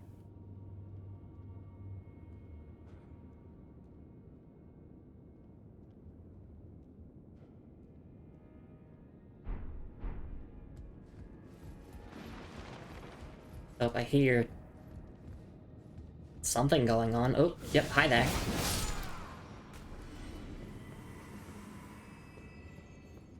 There's another Fire Knight here.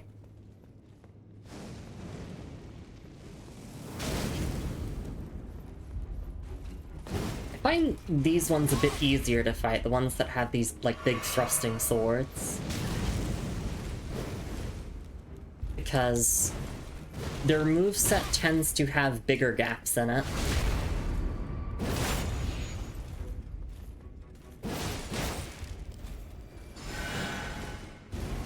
Oh! You motherfuckers are healing them! Not on my watch you are.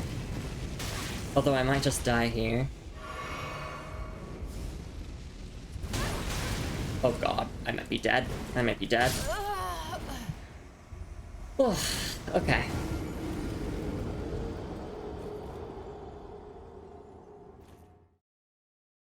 So I wonder if all of the Realm of Shadow, like, denizens have that AI quirk where if there's a Fire Knight nearby, then they'll, like, drop everything and start trying to assist them.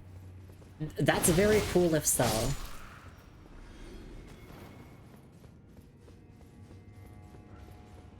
But also, aren't these, like, the ashes of people who were burnt by Mesmer and his knights? Why are they helping him and his knights? Oh wait, no, I know why. Because Mesmer's flame is confirmed to have spiritual properties to it that makes it capable of things such as necromancy. Not necessarily successful necromancy, but it can indeed bring the dead back to life. So I'm assuming if something is burnt by Mesmer's flames, the spirits would thus ally with Mesmer.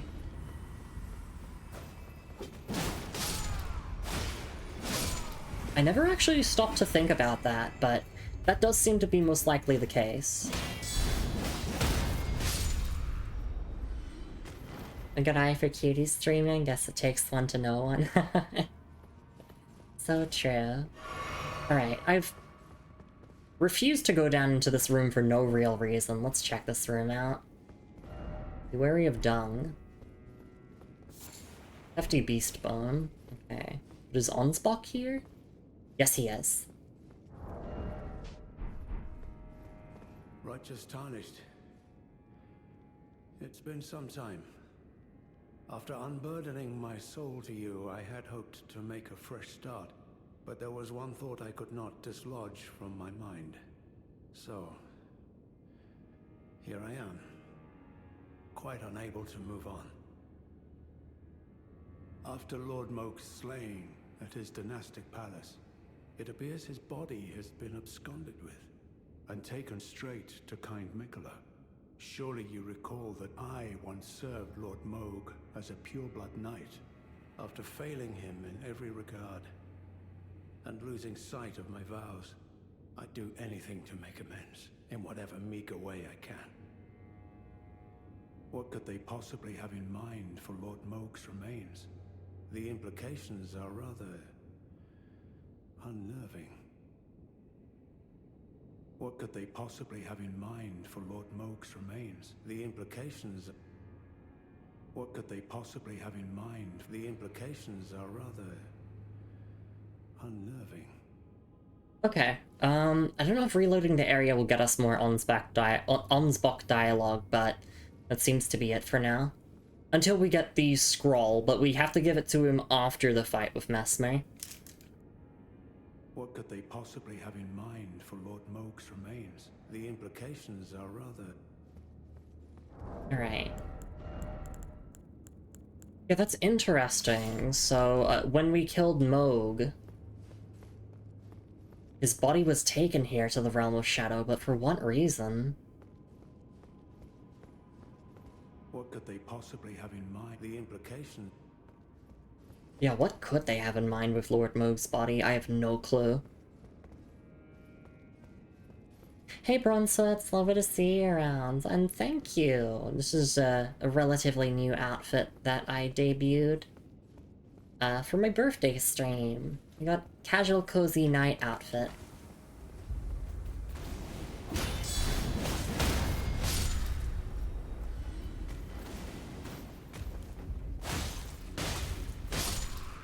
I also saw that you updated your model a little bit, I believe.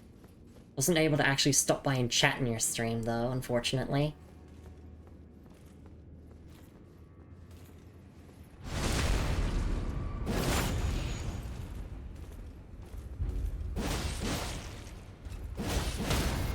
There we go. Got 2 charge heavies, and you're gone. Do you have a 3D model now? Since my birthday. Awesome. That was back in December. Okay, I think I missed that. And I apologize.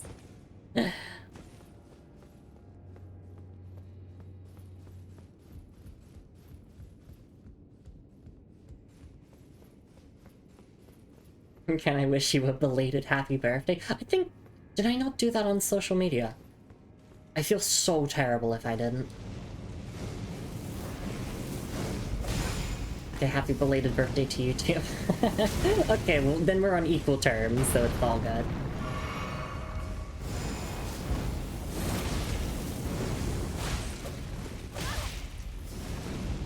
But yeah, Mesmer's Fire Knights are no joke. That's for certain. Oh my god, please, I want to live. Okay, at least this move gives us a big enough window to punish with a backstab. You can tell I used to stream fighting games frequently because I talk about Souls-likes as if they're fighting games. Which, to be fair, a lot of principles of fighting games do carry to Souls-likes. Punish windows, spacing. And I'm sure a lot more things carry over for PvP, but I don't really play PvP in Souls games. And with punishing, exactly. I mean, these games even do have counter hits as a mechanic. You do take increased damage if you get hit when you're in the middle of a swing. I think it counts active frames and maybe recovery frames? No, I think it's only active frames.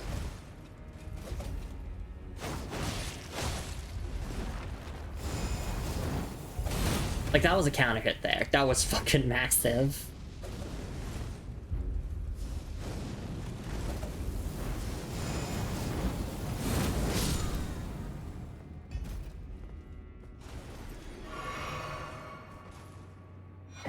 Ooh, Fire Knight armor. Hell yeah, we're getting the whole Fire Knight set. The downside is that we keep dying to them. The upside is that we get to fight them more and get more of their loot. Alright. Fire Knight armor. Armor of the Fire Knights under Mesmer the Impaler's personal command. Distinguished by its red cape and twin golden snakes which adorn the neck, enhancing incantations of Mesmer's flame. These were the only ones who truly knew Mesmer. His flames, like serpents, the painful fate that accompanied his accursed form. Okay, interesting. Very interesting bits of lore there.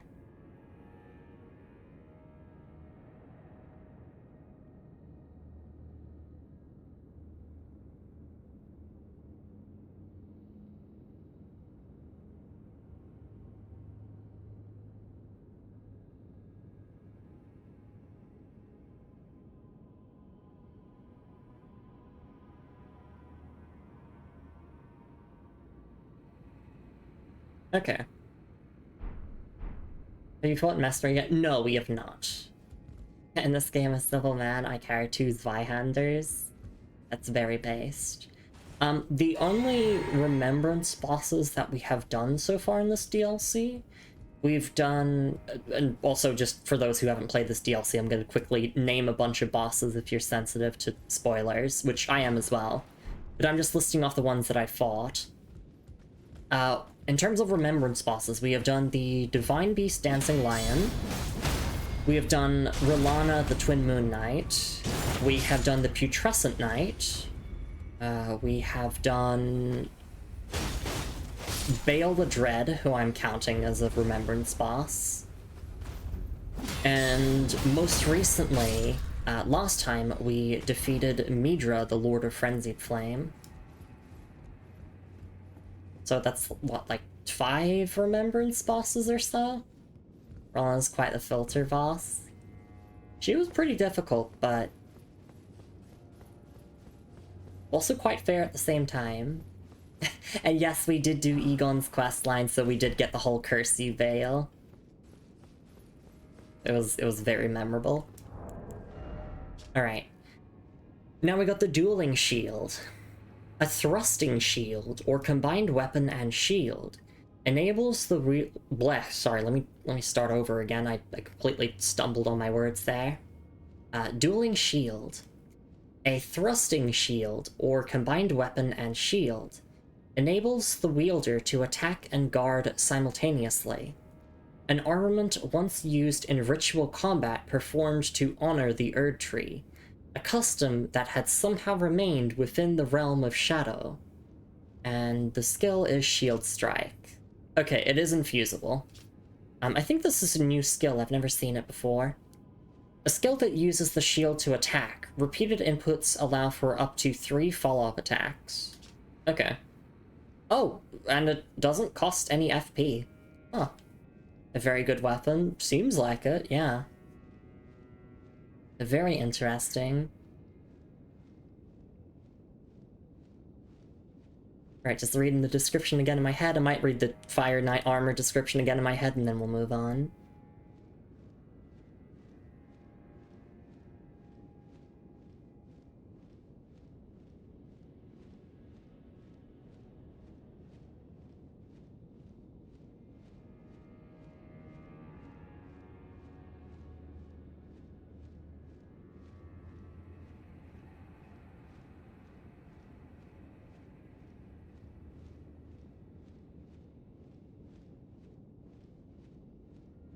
Okay.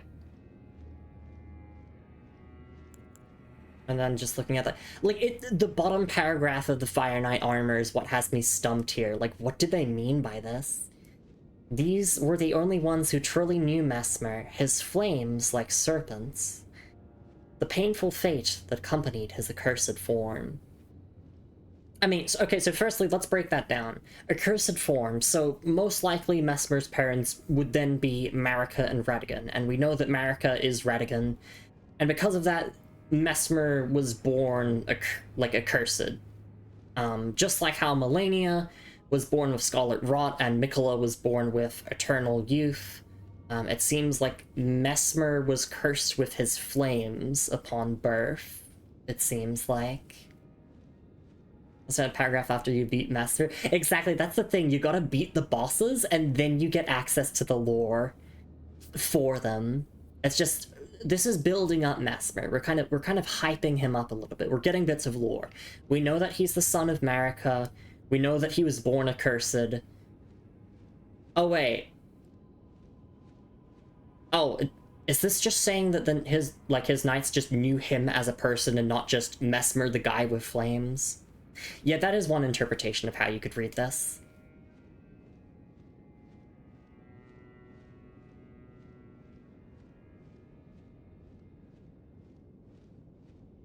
Okay.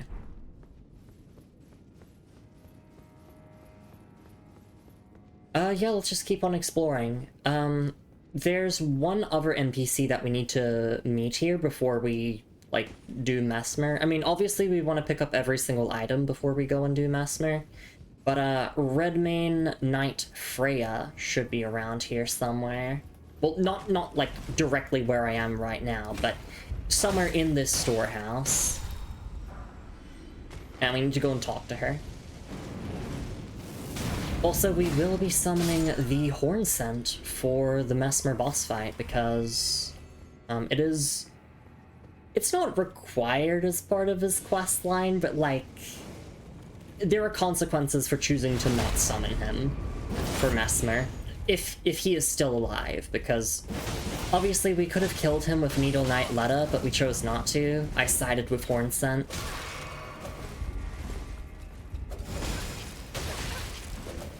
So, oh my god. These Fire Knights, I swear. But just like how we helped Egon get vengeance on Bale, we are absolutely going to be helping the Horn Scent get vengeance on Mesmer. But that's not going to happen at this rate if I keep getting my ass beat here.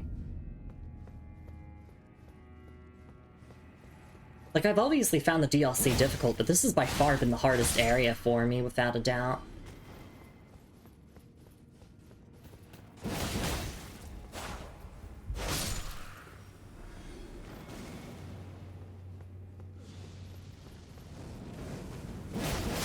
And I think the hardest boss I fought in this DLC so far, I would say would be the Divine Beast Dancing Lion. Specifically because of the camera. The camera is pretty bad in that fight. It's an amazing fight. I love it. It's got great music and everything, and they brought that fight back into Night Rain for a reason, because it's good.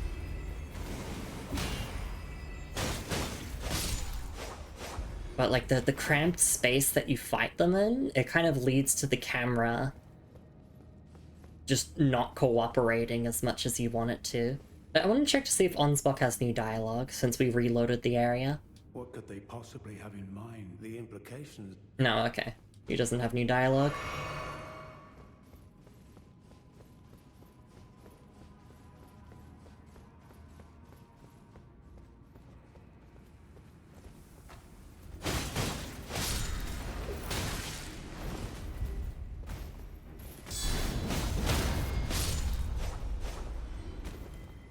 Wait! I just had a realization about why Mikola probably took Moog's body. Oh. Oh! Wait, this makes sense to me. Okay, game theory time. Mikola took Moog's dead body to make Moog his consort. Because we do know... It seems as if a consort is required in the Elden Ring universe to ascend to true godhood. And we do know that there was a vow between Mikola and Radahn. We don't know the exact nature of that vow, but the implication was potentially that Radahn was meant to be Mikola's consort. But Radahn is canonically dead. You have to beat Radahn to play this DLC. Because, like, I guess him being dead is essential to the plot making sense, and... yeah, that makes sense. So Mikola's like, but Moog is also dead, so what the fuck is Mikola doing with Moog's body, then?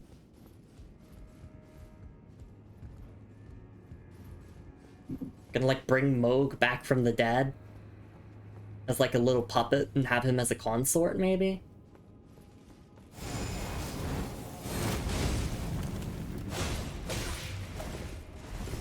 I just thought about that. Maybe Mikola has other intentions with Moog's body. But that feels likely based on context clues and what we know thus far.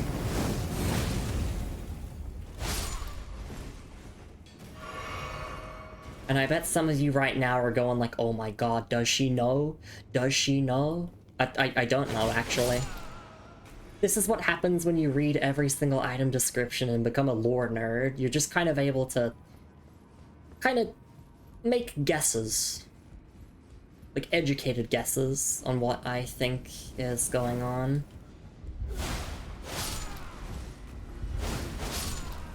We still don't really understand the full reason why Mikola wants to ascend to godhood.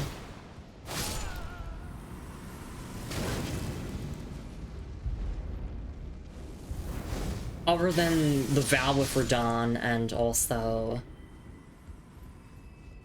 something about cleansing the sins of the Erd Tree, I believe. Something along those lines.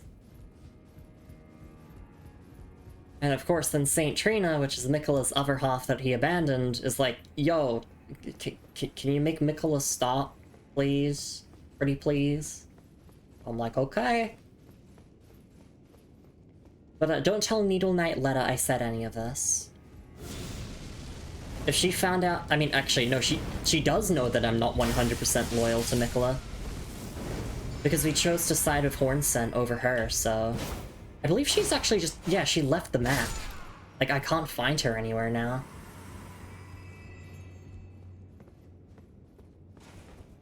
She's like, oh, you sided with Hornsent. Well, fuck you. So I'm going now. Bye.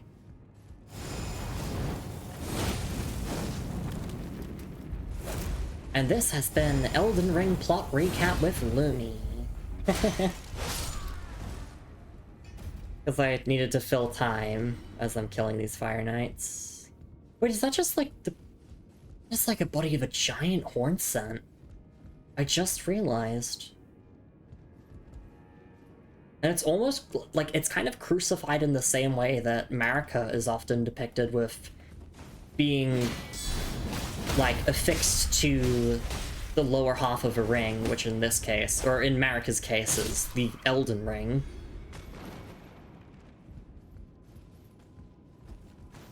Now I'm noticing details in the environment like that. Surely that doesn't have any implications. Surely not.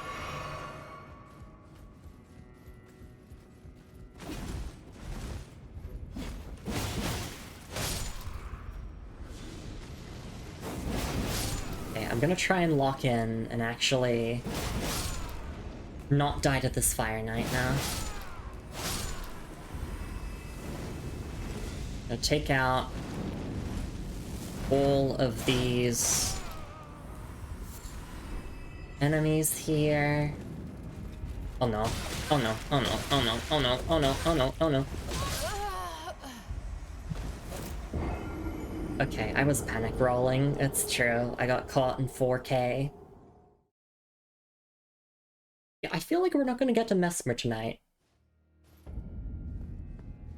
Just due to the sheer difficulty of this area kicking my ass.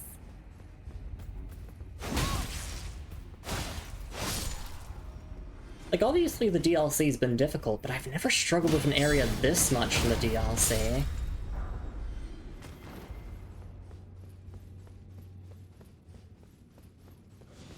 I'm just gonna do the same routine, take out all of these enemies on the way to that Fire Knight. I could actually just run past. Why don't I just run past? I'm gonna do that. Hopefully they just can't follow me to that specific room.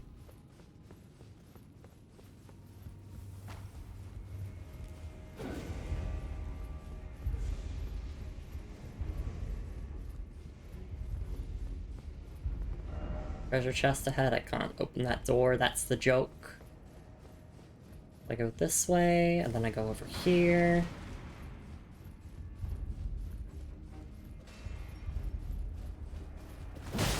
Okay, and I'll take these enemies out just to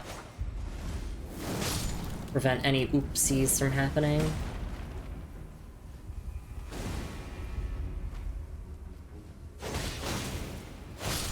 I titled the stream thinking that we would be taking on Mesmer tonight, but I didn't anticipate something called a skill issue. Like, I didn't expect to beat Mesmer tonight, but we might not even get to Mesmer. So if you're watching this on YouTube, if you're watching the YouTube VOD, and I change the title of the VOD, that's probably why.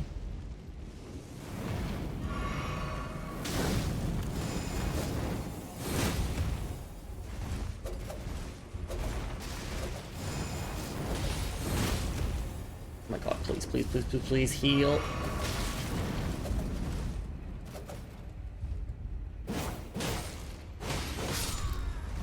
Oh, okay. Please give me a drop at least. Or like a drop that I wanted. I don't want smithing stones. Okay. Just for safety, I'm gonna take out all of these enemies. Because I don't want any of them suddenly turning around and starting to heal the Fire Knight. I didn't mean to drink that.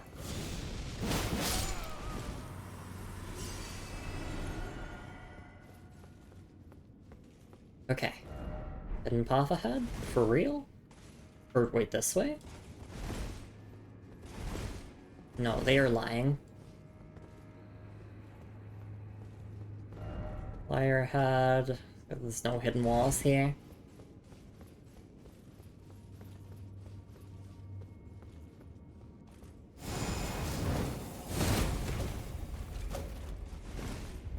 I could also just swap to using Ordovis's greatsword.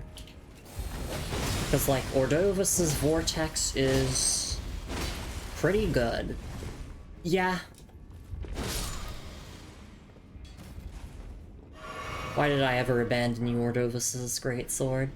Well, because Milady's also very sexy. There's room in my heart for multiple weapons. Okay.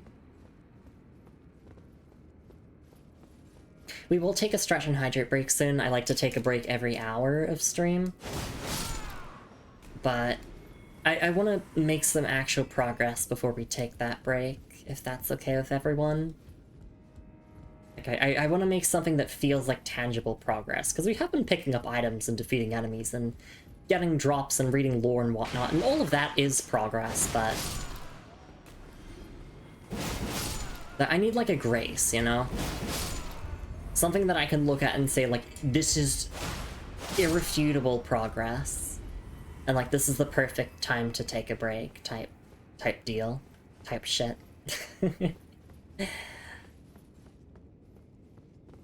this is the room where we died before. So, it looks like all of these enemies, like, turned around and started trying to help the Fire Knight. So, just in case, I'm going to take them out. Alright, now it's a 1v1, right?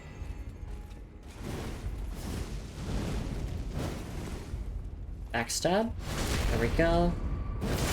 Once we get a backstab, it's pretty much smooth sailing from there.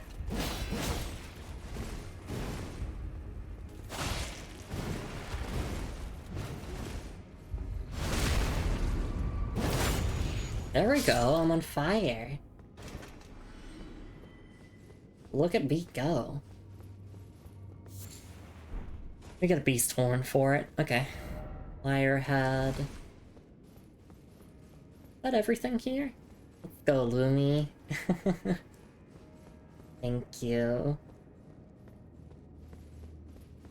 Unless you're referencing Let's Go Justin, and I'm about to get Daigo parried. Aside from enemies, this place is pretty hard to navigate, remember, on a repeated playthrough. Yeah, there's a lot of verticality going on and everything. I feel like we're done with this section. It feels like we can start heading to the lower floors now, maybe. Because I feel like I've seen everything in this upper section.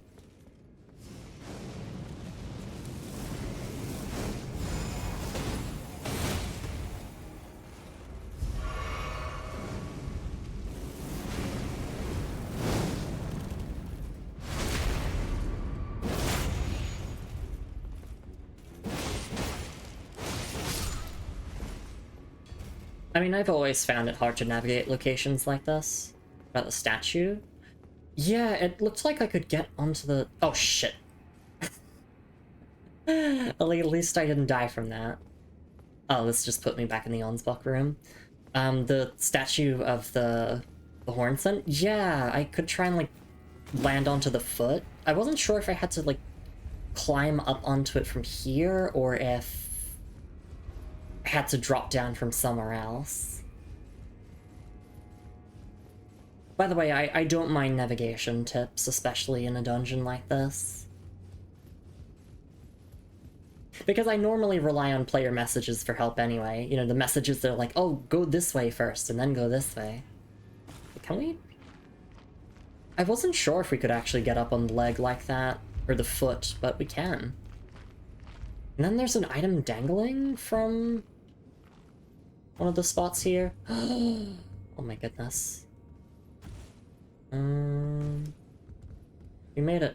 Yeah, oh, yeah, there's an item there. How the fuck am I meant to get that? Do I have to hit that or something? Let's see, what are the people saying? Legs ahead. Jumping. Yeah, there's an item dangling right there. Do I have to hit the chains or something?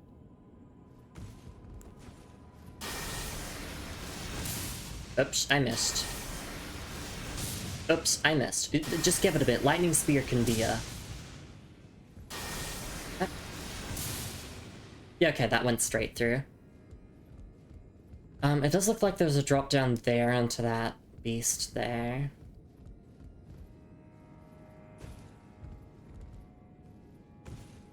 But hey look, there's a Nicholas Cross and there's a Grace, which is the perfect time to take a break. Funny enough, when I first played through this, I ended up exploring 3/4 of the map before I finally found Mesmer's room. Yeah, in my case, I wouldn't mind finding Mesmer's room so that I can avoid going into it, because I want to find everything first. Storehouse cross message, Shadow Tree fragment, and finally the Michael's cross here says, carved words coalesce. I abandoned here my arm dextral. Okay. And we can sit at the grace here now. But there we go, tangible progress. Thank you, Looney, for the heads up. Storehouse 4th floor. Oh, and this is where we are to meet with Redmane Knight Freya. Okay. Firstly, I want to take a look at the Storehouse cross message. Storehouse cross message. Message left by Sir Onsbach, addressed to kindred spirits who also pursue Miquella's trail. It would seem that the people of the keep have flooded the holy quarter that leads onward to the Shadow Tree, barring access.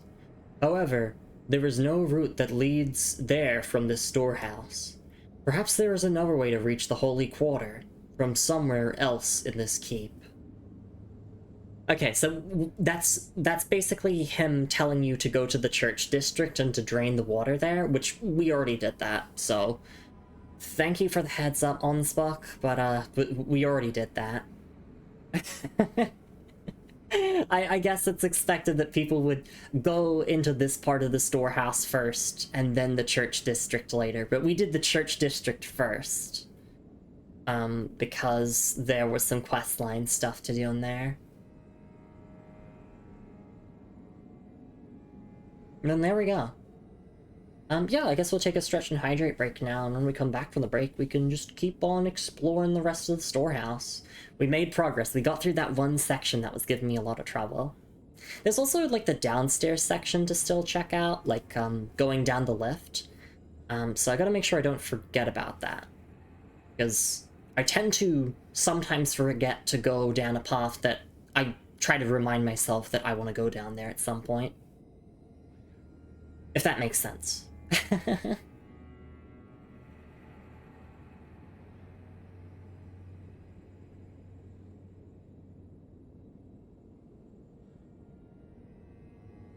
Interesting that, yeah, they intentionally flooded the church district. That's interesting to think about. Well, at least that's Onsvok's opinion, right? Because, like, obviously, everyone is very biased in Souls games, and they may not always be telling the truth. You know, unreliable narrators, and so on and so forth. But, I mean, I trust Onsbach. I feel like they might have flooded the holy, or the church district on purpose for that reason, to block access to the Shadow Tree.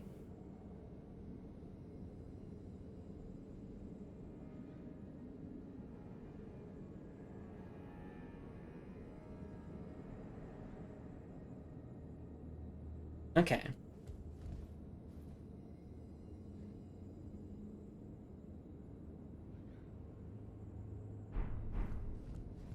Oh wait, sorry, I want to look at this again. Okay.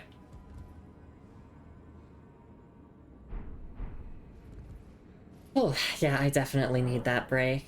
That hour was really rough, but I'm glad that I finally got through and got to a new grace, and I can actually just relax for a little bit. Maybe we'll hit 700 deaths before the end of stream. This area has been pretty brutal after all. Anyway, I'll see you all in a couple minutes. Please take care of yourselves, everyone. Grab yourselves a snack and a drink if you can / want to.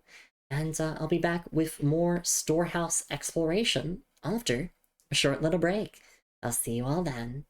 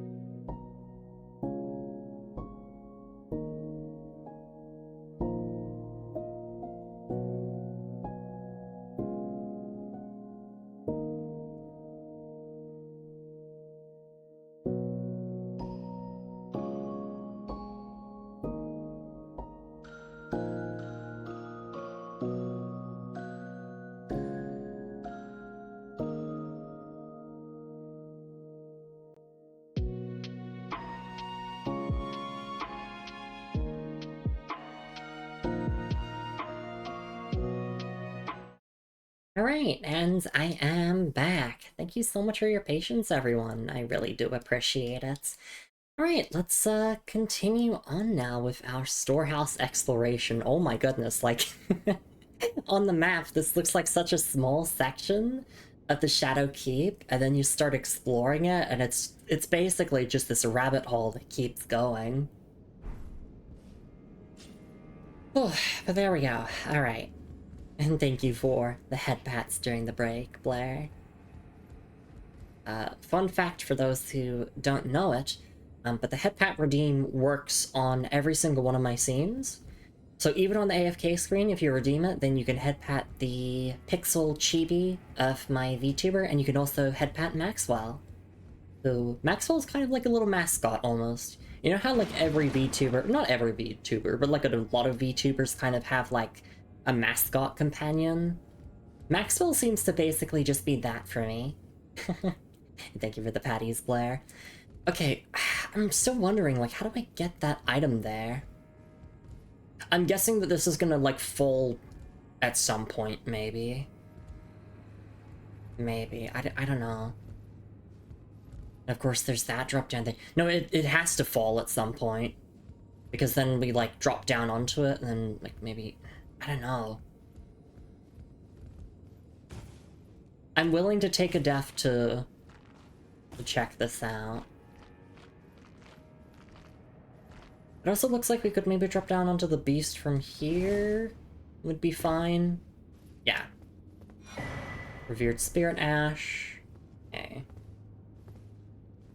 How do I get that item? Do I have to hit that, or... Hang on. I did it! I did it as well! Welcome back. Thank you, Lumi. Thank you, everyone, for being here. Yeah, I don't know how to get that item. I only had, like, a boomerang to grab it with. Alright, well, and instead of going through this section again, I can just warp back to... Unless, actually, can I do any jumps here that lead to anything? Not really. No, so we can just warp back to the 4th floor. Right, we've also been to the back section, when we went through the church district.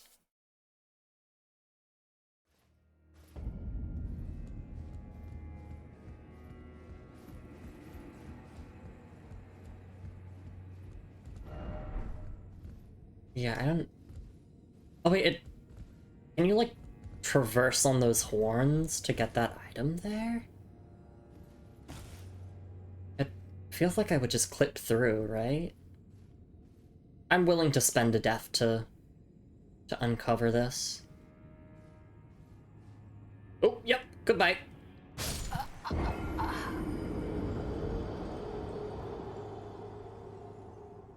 I got no clue about that then. I'm assuming that, like, that statue will come crashing down at some point.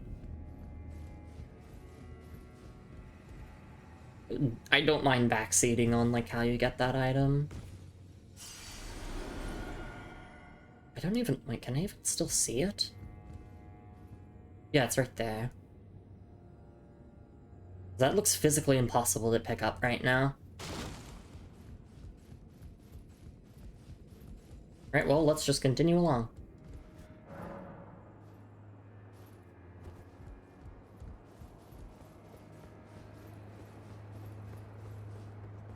Gorgeous view ahead, likely dead end. Treasure chest ahead. Just drop down there, it'll be great. Bird? Yeah, Stormhawk feathers. By crouching and then time for oh god, yeah, the fucking classic way. Like in London, you take a shit out your window. Monstrosity head. Ow! Okay. Thanks, bat.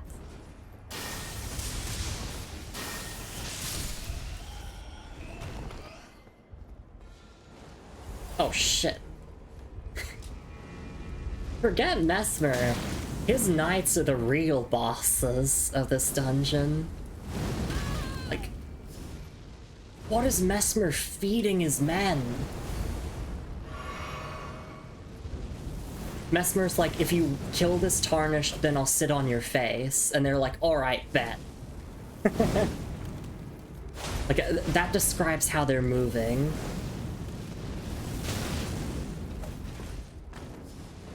Mesmer's like, I'll let you pet the snakes if you win this.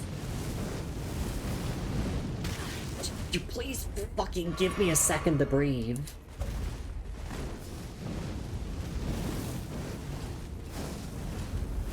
That attack there is pretty much our biggest window of opportunity.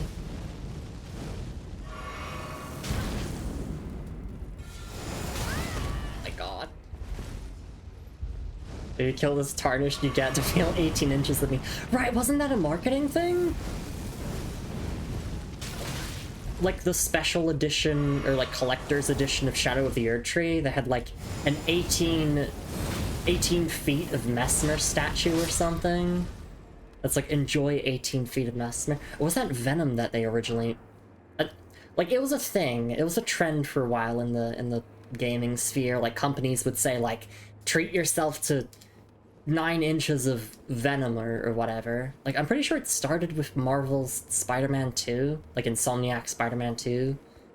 Or maybe Elden Ring did it first with Messmer. I don't know. But that was a thing. The memories are coming back vaguely.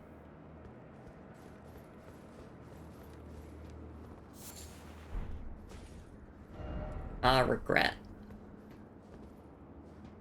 Yeah, the Messmer, like, figure or statue that came with the special edition of Shadow of the Erdtree. You can treat yourself to 18 meters of Messmer. Little Messmer statue said something like, treat yourself to 18 inches of Messmer. I mean, like, with the way these Fire Knights are, like, fighting, it really does seem like they're trying to fight for that dick. They really want his cock. Sleep. I mean, it seems like fucking everyone wants Messmer's dick. Like, Rolana wants it. The Fire Knights want it. I will probably want his dick once I get to meet him.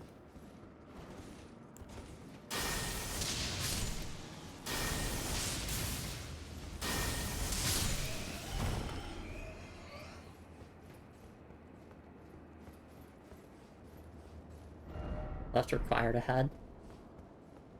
No, I can't be friends with them all. Arrow ahead. Oh yeah, for putting a message there for no reason. Seen a few thirst over him. I know what he looks like, because, like, he's in all the marketing material.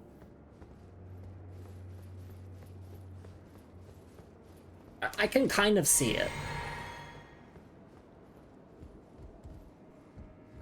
I think I can kind of see the vision. Be wary of not here.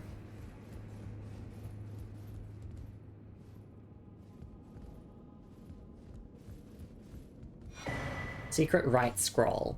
So this is the scroll we need to progress Ansbach's questline, but we don't give it to him until after Messmer. That is what the guide here is saying. Like, don't give it to him until after Messmer.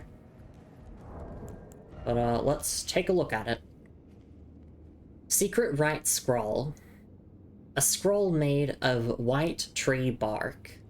You can decipher the scroll, which describes the secret rite of the Divine Gateway, said to be found at the tower enshrouded by shadow. A lord will usher in a god's return, and the lord's soul will require a vessel. Oh, so that's what they're using Mohg's body for. As a vessel. Okay.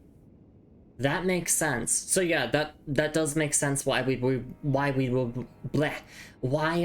want to go and give this to Ansbach, because this is like, he wants to know what's going on. Like, what are they doing with Mohg's body? Seems like this is our answer. Okay.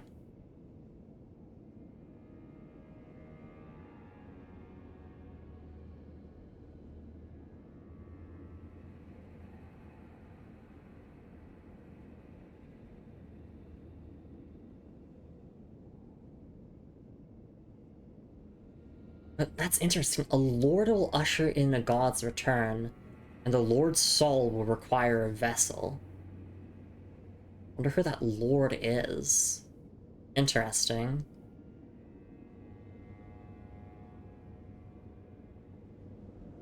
Yeah, lot to think about.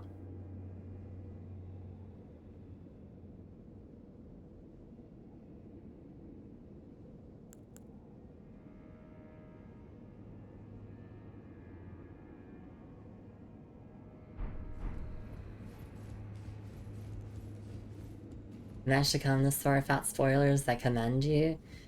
Yeah, I've been avoiding Elden Ring stuff for the longest time.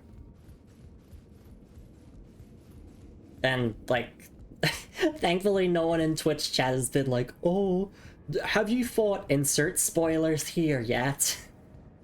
Or at least whenever someone's posted spoilers, the mods have usually removed it instantly.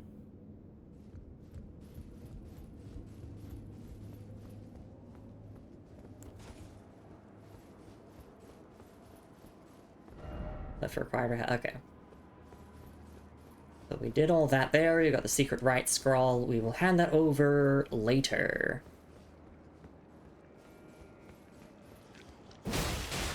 Cool.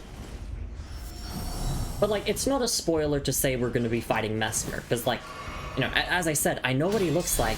He's on all of the marketing material for Shadow of the Erdtree. And the plot is literally centered around you taking on Mesmer, so that you can burn the thorns of the Shadow Tree to get into the tower veiled in shadow.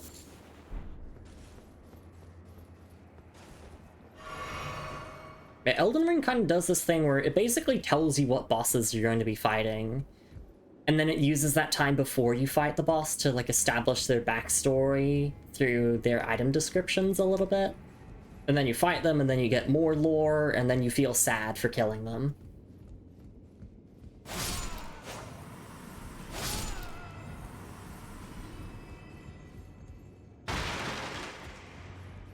Okay, well, I don't really feel sad for killing Godric. Godric's an asshole. He deserved it.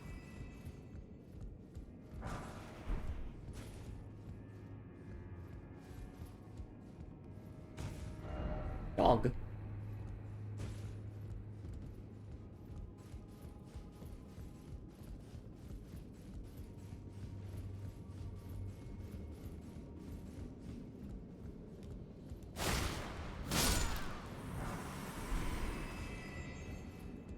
You friendly? Okay. Well, the most fearsome boss, the Soldier of Godric. Oh, yeah, I was stuck on him for like 10 hours. Fucking bullshit boss fight. Like, why did they start the game with that? Actual bullshit. Like, how did they expect anyone to play this as their first Souls game? If the first boss is Soldier of Godric. Like, it's just ridiculous. I love that joke. They don't have Soldier of Godric in Night Rain. They got a bunch of returning bosses in Night Rain, but not Soldier of Godric. Probably because they knew how unfair he would be.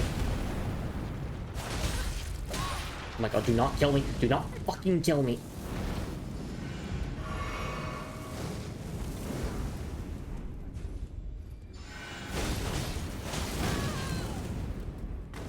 I think I'm cooked. I think I'm dead. I think I'm dead. I live for the time being. See, this is why you have to kill all of these guys, because they start healing the Fire Knight.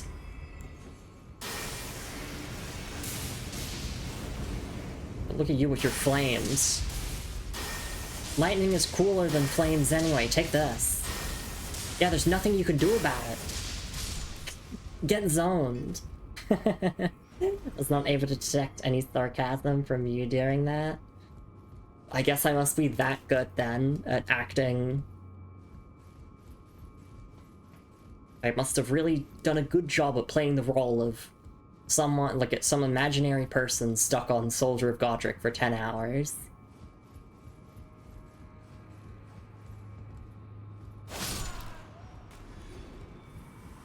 Yeah, okay, I don't trust any of these shadow citizens, denizens anymore. Like, even if they're sitting around minding their business, they will just become an extremely annoying threat if I start fighting a Fire Knight. Group head and short, try defeating one by one. Okay. I was just wondering if I could, like... It does seem as if we can platform up here. Like, platform around there. But not yet, though.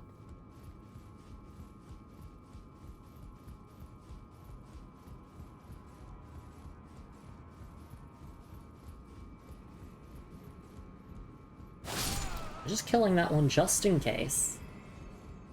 It also helps to, like, track where I've been. If I see a bunch of bodies on the ground, I'm like, oh, okay, I've been over there. Well, except those shadow people don't leave bodies, now I think about it. Yeah, we've been over here, we grabbed this over here. I'm all up to date on my item descriptions. We don't have any healing anymore, which is a bit of a problem, but we do have the heal incantation, so... I'm just gonna preemptively equip that. What's the person that even remotely comes to mind that could fill that role of being dexterously challenged? Darkside Field. True! Exactly. DSP is the reason why yellow paint exists in games. Unlike the reason why the camera would, like, pan over to something and a character would be like, you can try using this to stop the monster! Be wary of laugh.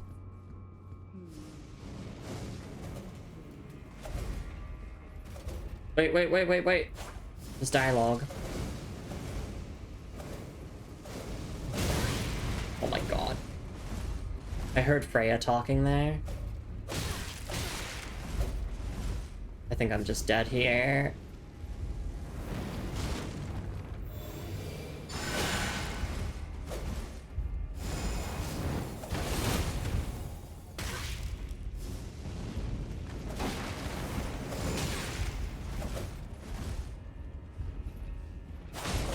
Yeah, I'm dead. Ugh. At least we have a grace.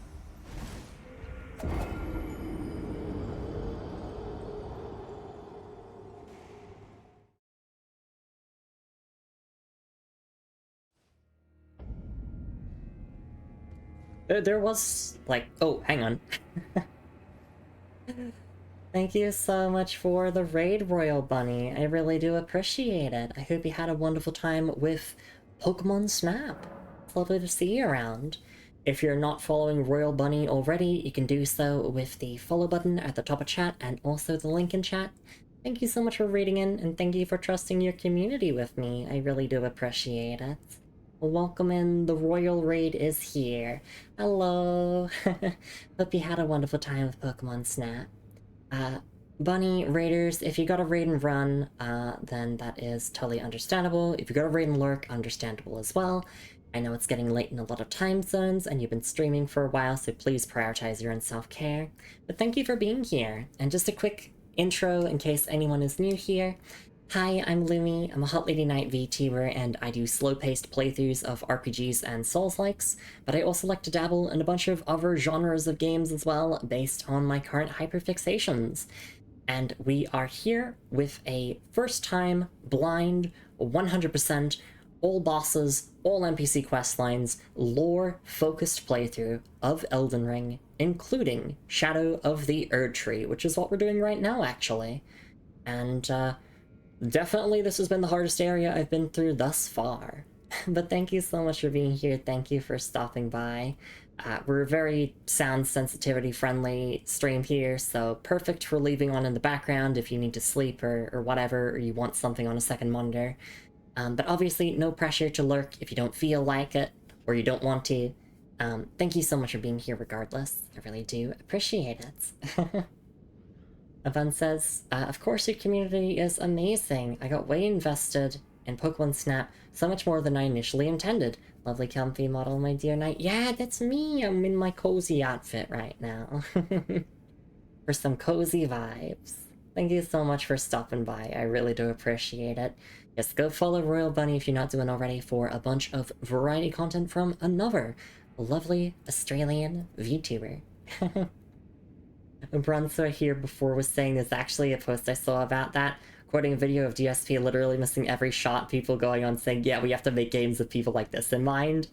Basically, yeah. There was a game dev conference,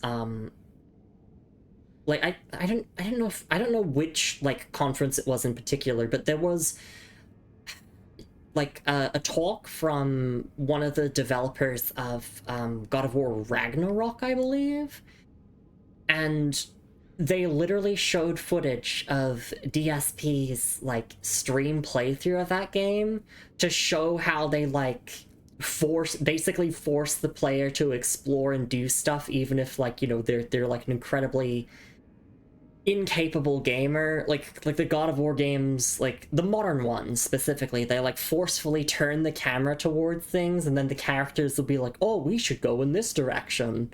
Or like there'll be a puzzle and the characters will immediately say the solution after like 2 seconds. I can't stand that stuff. It drives me mad, which is why I love From Software's games, because they don't treat me like a 5-year-old. You know, DSP rage quit a Kirby game? I wouldn't be surprised. Very cool and cozy. Bunny says good luck with the DLC. Haven't even attempted the DLC. You'll drop the link somewhere, that's hilarious. And thank you for the head pats as well, Bunny. And thank you for being here. Yeah, okay, so it seems as if we can level up our Revered Spirit Ash Blessing, so let's do that, and let's see if we can get the run back on that Fire Knight. And we also know where Freya is now, we're looking for her. Yes, we are in a spoiler section, so if you care about spoilers for the DLC, including lore spoilers, then we are talking spoilers.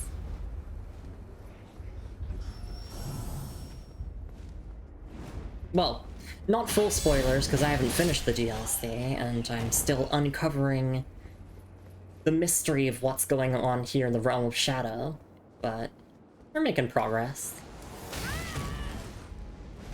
Except for these Fire Knights. They really are fighting for those 18 inches of Mesmer.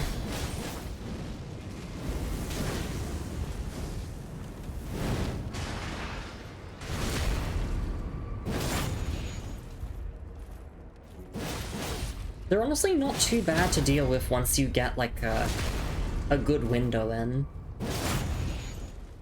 Yeah, as soon as I land, like, a single backstab on them, the momentum just kind of shifts, and I'm able to deal with them just fine.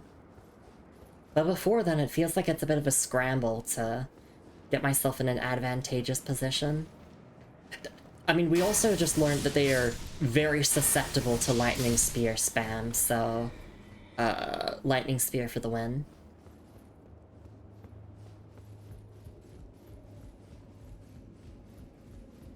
Okay, I'm gonna take all of these out because I don't want any of them healing the Fire Knight that's around here.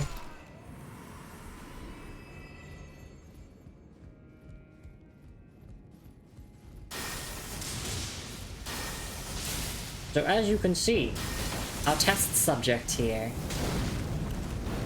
doesn't really know what to do when I spam Lightning Spear.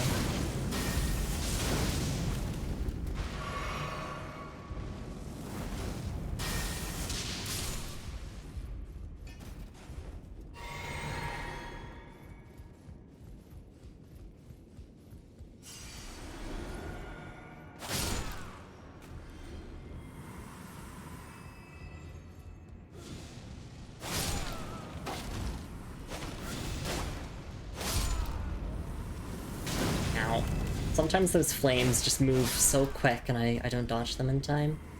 Alright, hopefully Freya repeats her dialogue up here, because I was trying not to die when she was saying it before.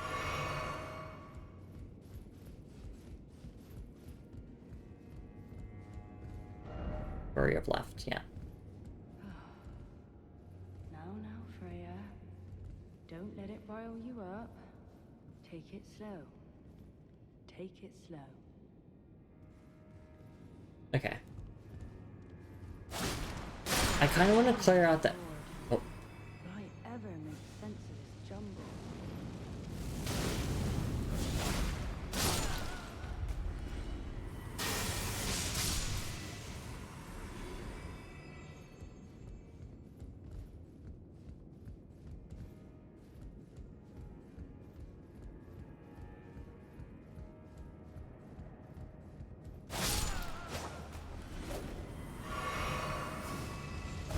Wait, where's Freya?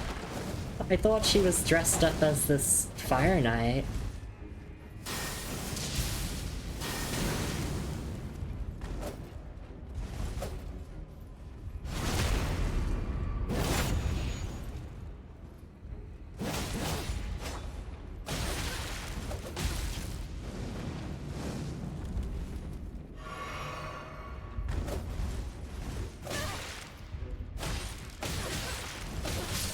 Oh, no.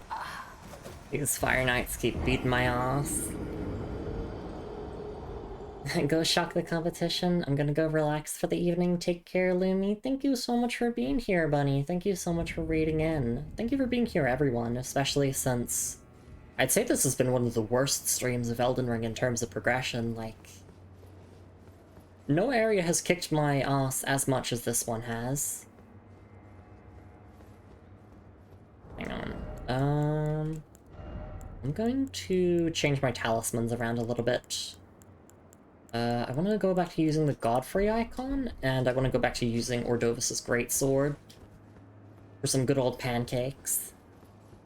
And thank you for the self-care reminder. I don't think I'll be taking that until the stream's over. But thank you for the reminder. And do take care.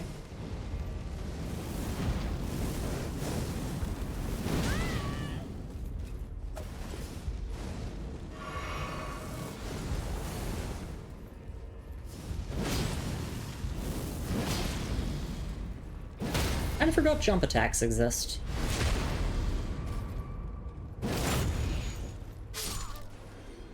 Jump attacks are really good. They're just very, you know, stamina heavy, of course.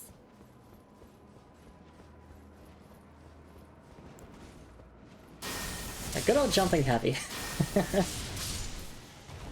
This really is the fighting game sometimes. You get that one air button that you just gotta use over and over.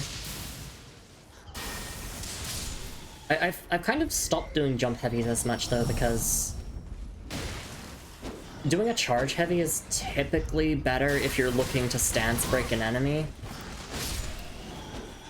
But also jump heavy is very handy because, you know, you do have iframes when... Like, I believe your character's feet have iframes when you're jumping. Basically, jumping good. Jumping is very good in Elden Ring. The best part, I mean, you can get anti-aired, but typically you just want to jump attacks that, well, are jumpable, so you don't get anti-aired.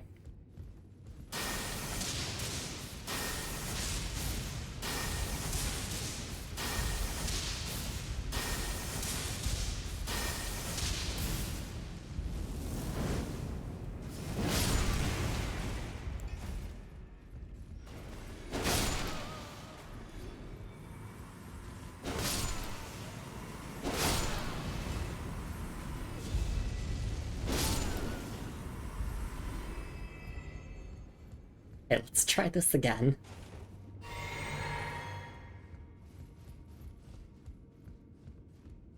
By my lord, will I ever make sense of this jumble?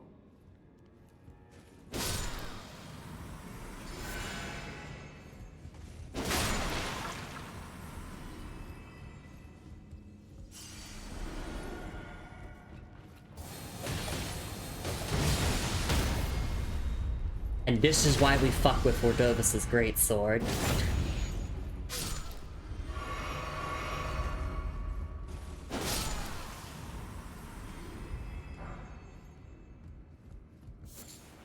Okay, Spirit Calculus. Take a look at that in a moment. I want to find Freya first.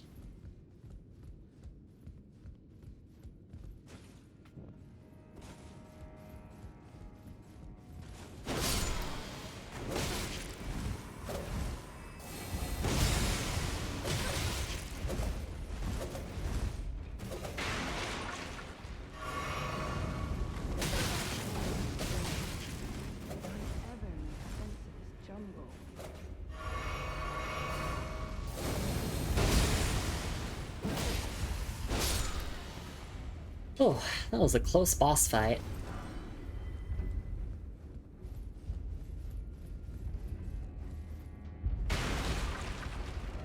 Visions of sleep.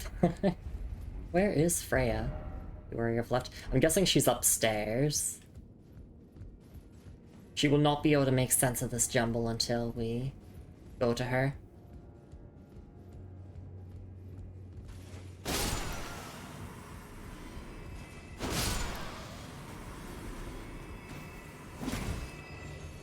I kind of want to go along this path first.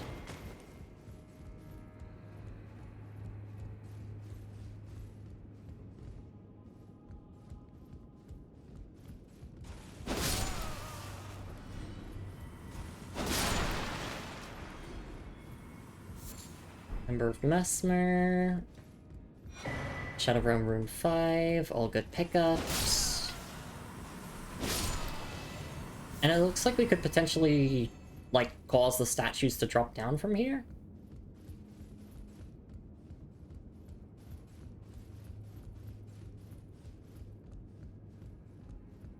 Should I do this now or later? There might be a grace over here, so maybe we should do it later. Or like a shortcut.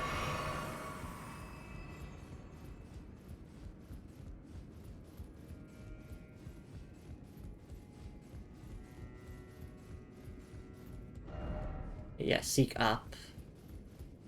Let's go this way.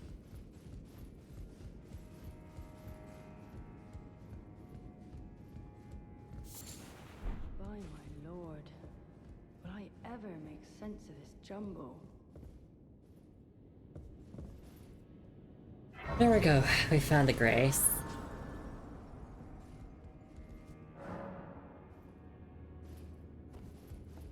And I think we can get a level up here. Almost. I'll crush some runes so we can get a level up. We just need, what, 30,000?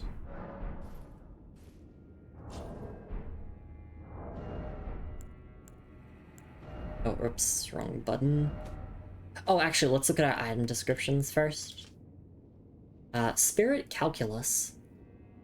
An exceedingly rare to find calculus, suffused with spirituality. Material used for crafting items. Found by hunting horned beasts in the ancient ruins of Rawa. Has a distinctive acrid odor, which some claim to be a sign of particular spiritual potency. Okay, it's just a crafting item. It looked way more important when I first picked it up. I mean, depends on what we can craft with it, I suppose.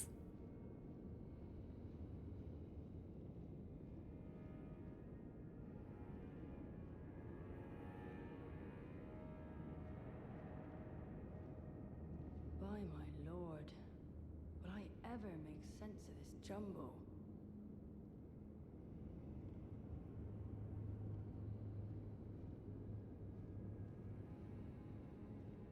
Okay.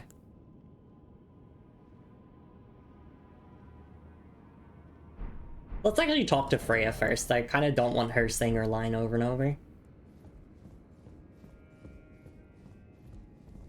Oh, hello. I'm afraid I'm busy. Curse upon my lack of foresight. I should have asked Ansbach to impart his knowledge when I had the chance. I'm afraid I'm busy. Truly. I should have asked Ansbach to impart his knowledge when I had the chance. I'm afraid I'm busy. Truly. I should have asked Ansbach to impart his knowledge when I...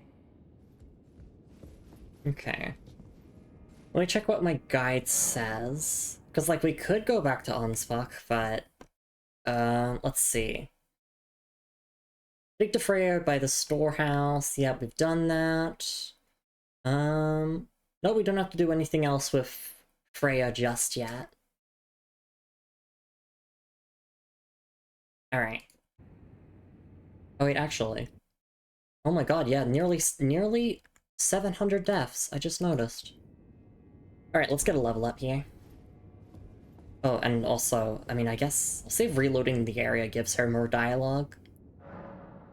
Probably not, but I'd like to double check for the dialogue. I'm afraid I'm busy. Truly. I should have asked Ansbach to impart his... Okay.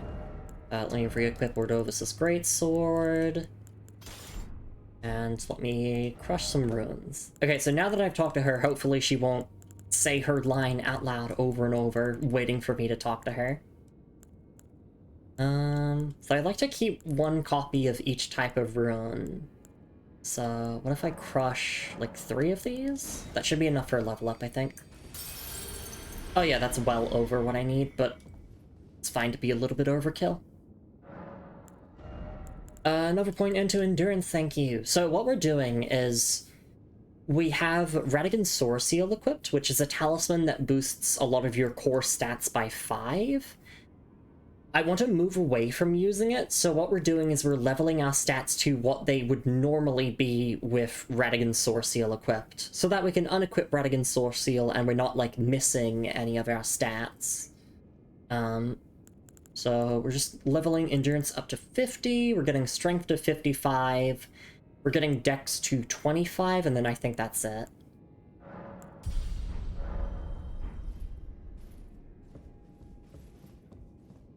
I'm afraid I'm busy, truly. I should have asked Ansbach to impart his knowledge when I had the chance.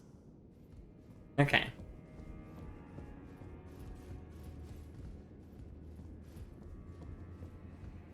Well, now we got a grace here, at least. Be wary of chaos.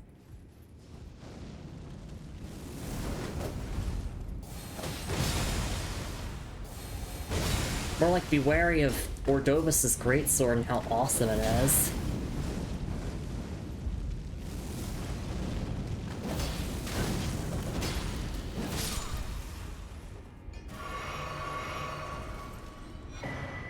Nice, we got another Fire Knight armor. Offer armament? Okay. Don't know what that person's waffling on about. We should wrap up soon, but I do want to go for a little bit longer. Well, maybe like 20-30 minutes longer. Just that maybe, just maybe, we could say hi to Mesmer. I don't want to rush things, though, either. Like, I suppose the title of the stream isn't clickbait. We did deal with the Impaler's flames. That's right! The flames wielded by his knight. Ah, head.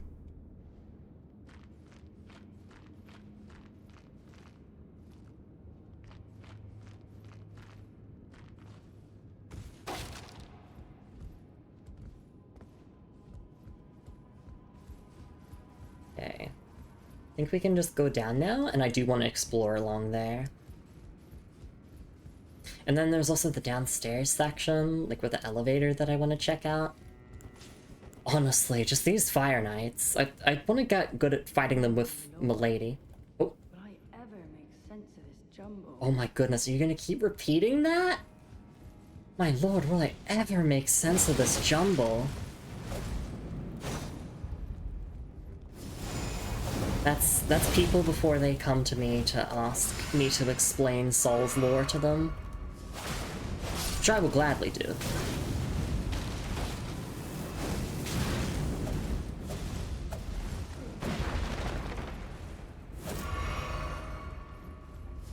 Because can you say that you've truly lived until you've had a trans girl woman-splain Soul's lore to you?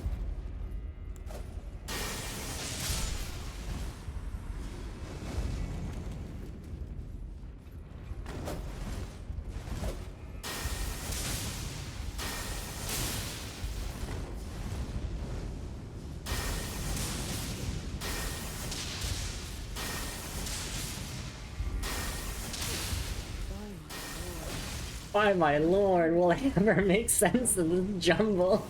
Oh no. Not the repeating voice lines. That's like when Kenneth Haidt repeats his speech over and over in the base game until you find him. He's like, will someone please help the great Kenneth Haidt?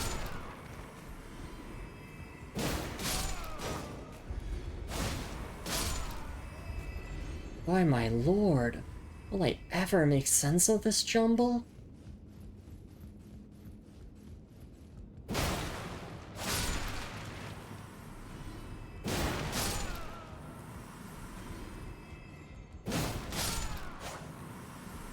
Oh wait, I never found this lever. I'm so silly.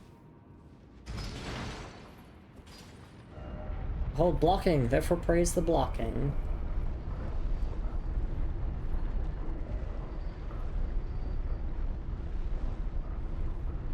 Ah, I see. I originally thought that I had to, like, just jump down as is. Can I pull it again? No, okay. I'm kind of annoyed at that player for leaving that message there. Because it made me look at the message and not at the lever. I know, that's my fault. I'm not gonna do a DSP and be like, how was I meant to know that was there?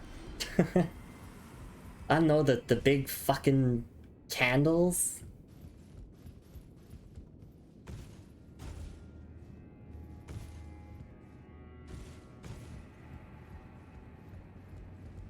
Impaler's flames more like impale me, making me bust in flames. Hey V, it's nice to see you around. Hope you're doing alright. We have not fought Mesmer yet because this storehouse has been the hardest area so far. The only flames I've experienced have been the Fire Knights, and let's just say that they don't hold back. This area's been kicking my ass.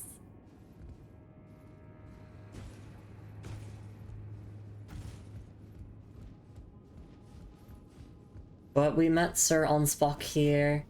We got a couple of lore revelations. Like, Moog's body's been taken to serve as a vessel for a lord who will usher in Miquella as a god. There's a lot of intrigue going on. Now I wonder, can I hit you? Yes, I can.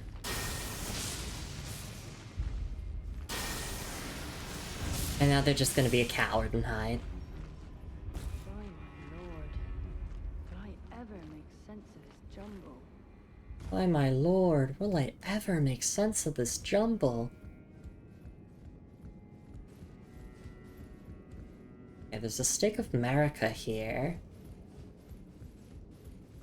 I should probably backtrack, right? Unless... Action games because of the exploration platforming. Yeah. I can't really backtrack now, can I? I can just choose to respawn at the Stake of Marika if I die here. Yeah, okay. Goodbye!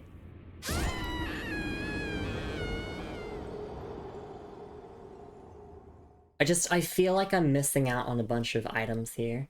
Oh wait, I didn't get the choice of Stake of Marika. I guess because I jumped away from it. Like, I went away from it. It was outside of its area of effect. Okay.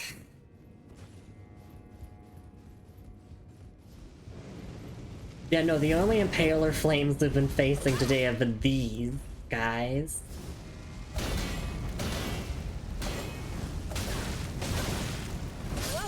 As you can see. Oh my god. Ah. It's so much easier to fight them with my greatsword. Like, Milady is actively making it hard to fight them because it just can't stagger them. Or can't effectively stagger them. But I stubbornly refuse to not give up on Milady.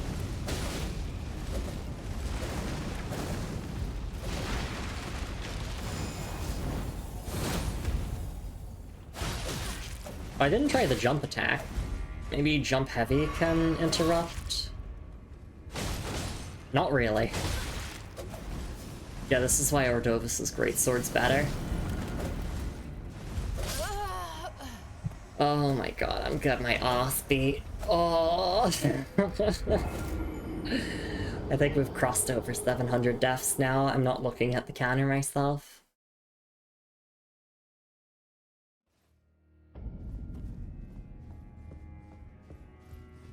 Thank you for the head pats, Looney. I'm afraid I'm busy, truly. I should have asked Ansbach. Okay.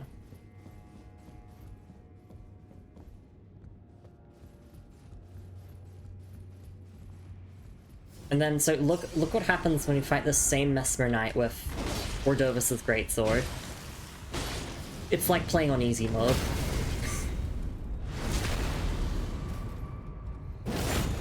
It's just easy mode. Fire Knight Helm, that's awesome. I am carried by great swords. I acknowledge this. It is true. Okay. Yeah, I do feel a bit tired. I kind of want to wrap up stream soon. As much as I really wanted to face Mesmer today. Like, even if we didn't necessarily beat him, I don't want to rush it for the sake of, like, content. Because then I wouldn't enjoy myself as much.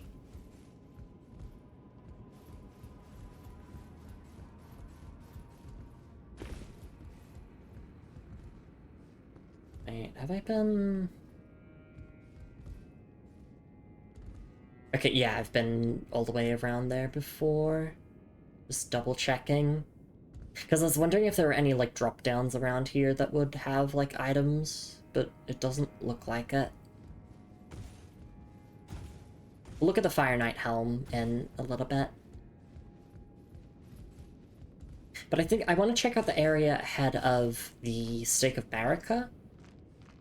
And I guess maybe try to... Maybe I'll save the little basement area for next time. I don't know. By my lord. By my lord. Let me make sense of this jumble.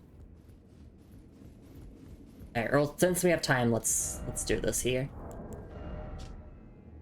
Fire Knight Helm. Pointed helm of the Fire Knights under Mesmer the Impaler's personal command.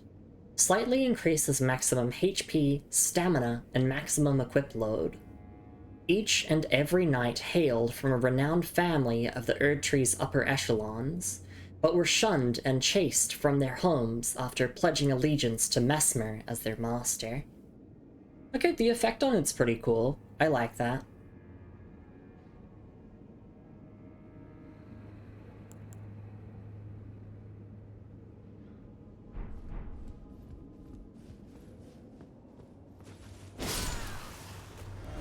Down, likely sorcery down required ahead. Oh, yeah, they're not kidding. Don't you dare! No, not this down. This over here. By my lord! Will I make sense of this jumble? Oh my god, that is annoying me. That's one thing I don't really like about Elden Ring. That much as the NPCs, like, they'll just say lines unprompted. Like, repeatedly. Impenetrable thorns. Nice. By my lord. Will I ever make sense of this jumble? We do have a secret rite scroll, but the guide that I'm following off of says to only give it to Ansvak after you beat Mesmer. And of course, then we'll talk to Ansbach about Freya. I don't know why it's written in that specific order. I'm just gonna trust it.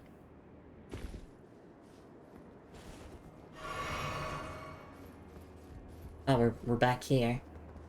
Let's go back to Storehouse 7th floor. I'm guessing the reason why the guide chooses this order of events is probably for dialogue, I don't know. But I'm just thinking to myself that we could stop Freya from repeating herself out loud if we did her stuff here now. I don't know either. I'll just trust the guide, I'll just follow it as it's writ. Okay. This is Impenetrable Thorns, which is a sorcery that requires faith. Which is explained in the item description, I believe. Impenetrable Thorns. Sorcery of those who abandon the practice of incantations after Okay, let me try this again. Impenetrable Thorns. Sorcery of those who abandoned the practice of incantations after devout faith rewarded them with only despair. The caster wounds their own... Will I ever Oh my god, Freya, please stop! Alright, let's try that again. In fact, let me move a little bit over here. If I'm fast enough, she won't repeat it again. Impenetrable Thorns. Sorcery of those who abandoned the practice of incantations after devout faith rewarded them with only despair. The caster wounds their own flesh using impenetrable thorns grown from the shadow tree, which then sprout from the earth. This sorcery can be used repeatedly. The image of the twisted shadow tree is an edict. Denounce their ways. Do them harm, for they have abandoned us. Okay, the description doesn't really help me imagine what it looks like when you use it. It wounds their flesh. They sprout from the earth. Okay. By my lord, will I ever make sense of this jumble? Will I ever make sense of this jumble? Alright. Well, I mean, we can use this. It's a sorcery that requires faith because of lore reasons, so that could be fun. This will be broken on launch of the DLC? Okay. I'll equip it. I'll equip it. We can give it a quick trial run. I haven't been using the Stone of Gurunk often enough lately. So this is categorized in sorceries. Yeah, like all of the thorns, like Mantle of Thorns and Impenetrable Thorns.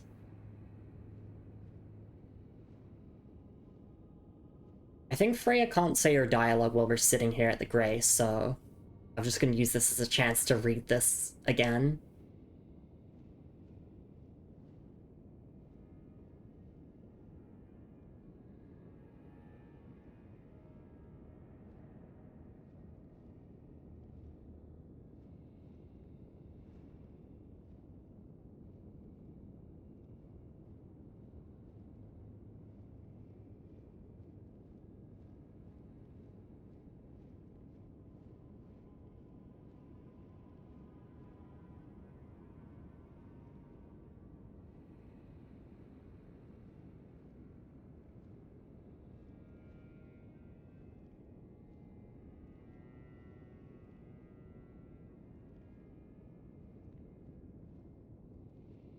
Okay.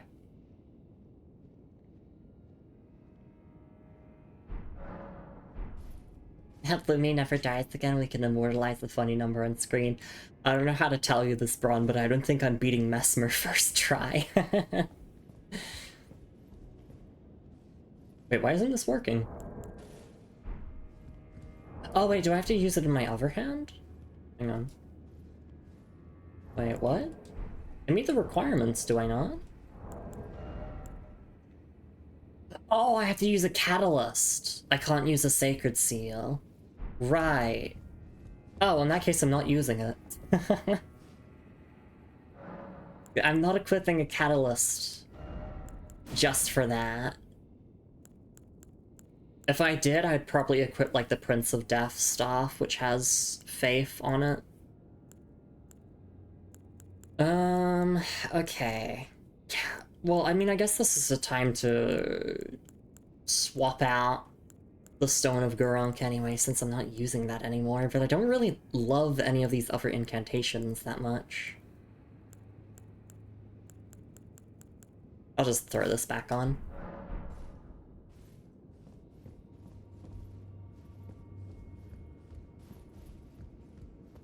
Okay, yeah, I should wrap up stream. I am feeling pretty tired and all, but, like, I want to keep going just a little bit more.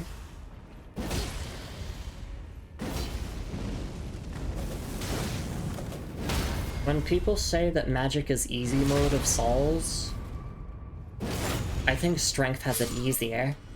You just press jump heavy, and then everything dies. It's great. Not saying that as an insult by any means. I mean, I'm a strength player. I am carried by big bonk weapons. I'm just gonna run past everything here.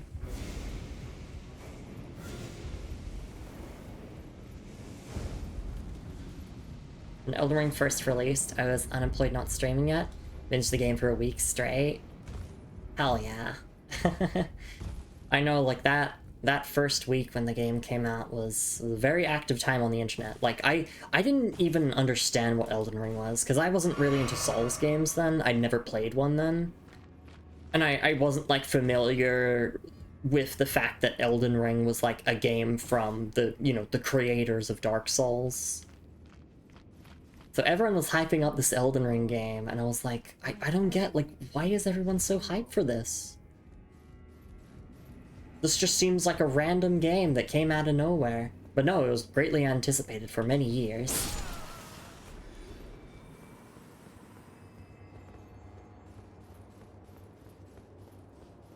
Yeah, now I understand. Now I'm the fucking Danny DeVito I get it gif.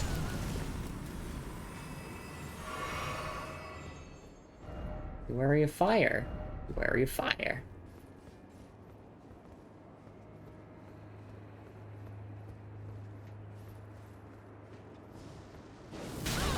Ow.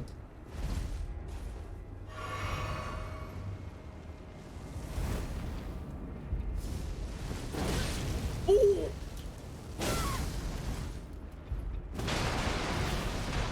I was so ready to press my death macro. And yet I stubbornly live, bitch! By my lord! Will I ever make sense of this jumble?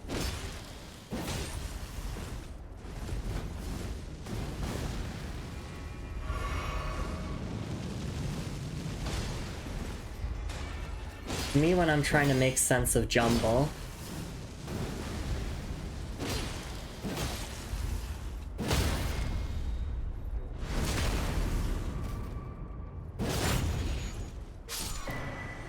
There we go.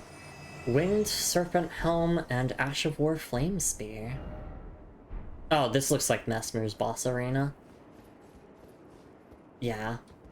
Time for Lord. Yep, that's Messmer's boss arena.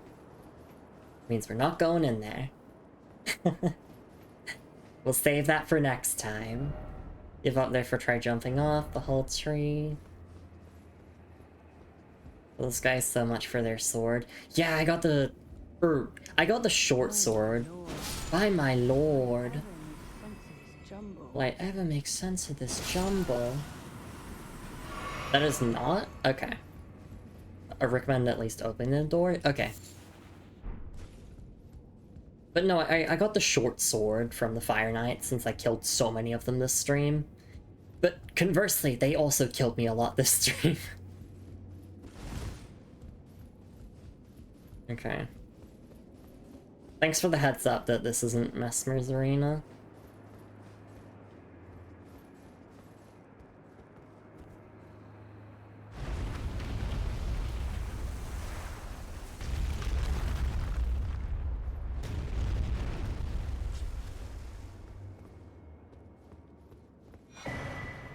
Shadow Tree Fragment. Of course, another statue of Marika that has the head cut off.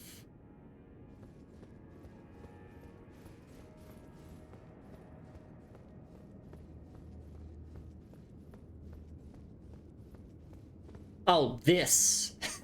This is the arena for Messmer. It has to be. Rubber, you didn't have to walk back here. Yeah. Thank you for the convenience of this, Grace. Okay. We can get another Shadow Tree Blessing level, so we are level 15 now. The max level for the DLC with the Shadow Tree Blessings is 20, and one of the goals of this playthrough, because it's 100%, the game doesn't have Steam achievements for the DLC, but we are trying to get all of the blessings in the DLC. This is indeed the Dark Chamber entrance. Yep. Okay. Let's take a look at our item descriptions. Ash of War Flame Spear. This Ash of War grants an armament the Flame Art affinity and the following skill. Flame Spear. Skill of Kood, Captain of the Fire Knights. Ready weapon for a thrusting attack and unleash a spear of flame straight ahead. Charge the attack to increase damage dealt and distance traveled. Usable on armaments capable of thrusting, with claws and backhand blades accepted. Okay. And then the Winged Serpent Helm, which does look really nice. Winged Serpent Helm. Helm of Kood, captain of the Fire Knights. A winged serpent perches atop it. Enhances Fire Knight skills. The Winged Serpent is the token creature of Messmer's military forces. It is a wise friend which keeps the base serpent at bay and holds its power in check. Okay. So we could actually put this on Milady. I'll try it. I'll see what it looks like.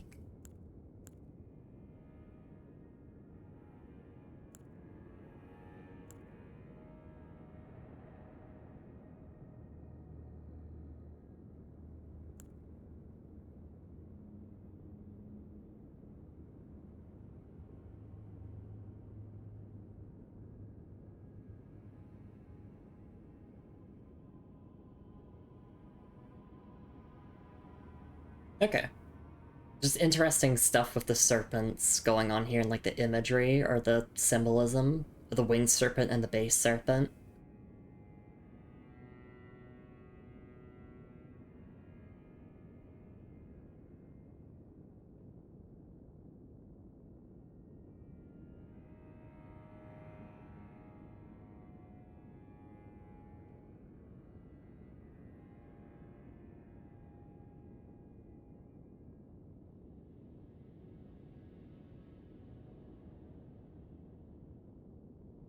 Okay.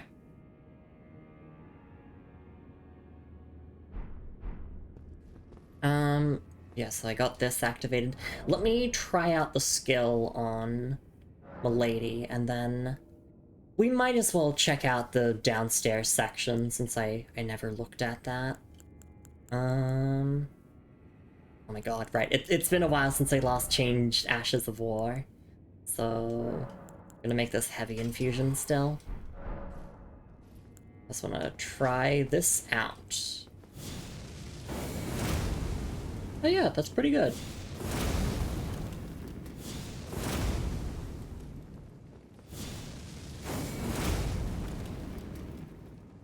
Oh, and it even... yeah, got a flame buff for a while. Not bad at all. But I'm gonna swap it back to the aspects of the Crucible Wings, just because it's cool. It's an aura farming skill. It might not be the best skill, but it's an aura farming skill nonetheless. Although killing Messmer with his own flames would also be pretty awesome as well. Right, okay, I just want to check the name of the captain. It was Kood.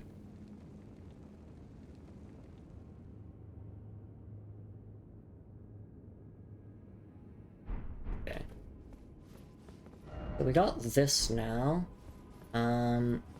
Yeah, I keep saying I should wrap up stream soon, but like, we've come this far, I might as well, like, wrap up the rest of the stuff that I wanted to do before the Messmer boss fight. By my lord, will I ever make sense of this jumble? Oh my god. It's like the game screaming at you, like, hey, have you done Freya's quest yet? Have you done her quest yet? You should do her quest. Like, there's a bunch of items here still that I don't know how to get. I can see a bunch of items. I guess, do I just go from here? No, I feel like I die for that. Which is wherever you want to attempt Messmer at least once this stream. Oh, no, no, definitely not. The stream title could be clickbait, because the real Impaler flames were the friends we made along the way. No, it was his knights. The stream title is for his knights. Because holy fuck, it's knights.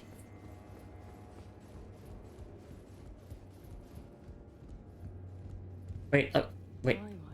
Why, my lord? Oh my god. Will I ever make sense of this jumble? I don't know. Oh right, we have the back section here. We never explored that, actually. Do we do that now? Do we save that for later? We can check around a little bit. Yeah, we activated this grace, we just never explored this area here. Because this is the section of the storehouse you get to from the church district.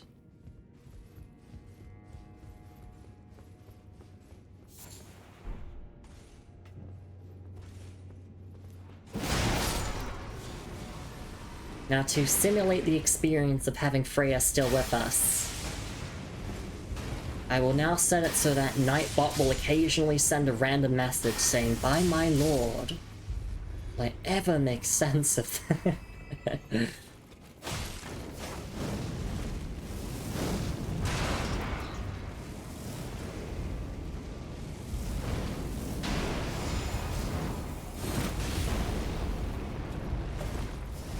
Like, Milady's a good weapon, it just can't really stagger the Fire Knights much. Oh wait, are the Fire Knights parryable? They probably are. But I'm not gonna try and parry the short sword ones, because they swing too quickly for my grandma ass to react.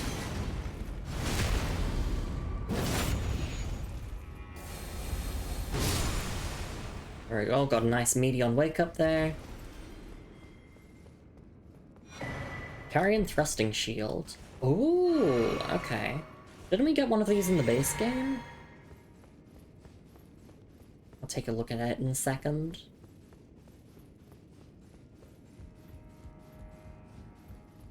So we can go up that ladder there. Yeah, we're not gonna do Mesmer tonight. We'll save Mesmer for later in the week, and I'll have to come up with another stream title that basically says, "Hey, we're actually fighting Mesmer in this stream, not clickbait."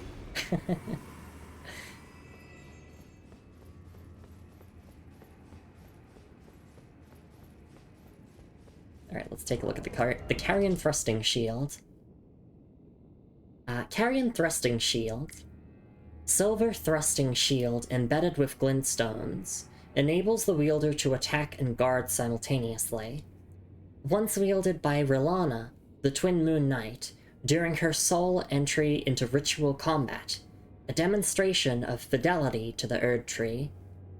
And the skill is Shield Strike, which we've seen before.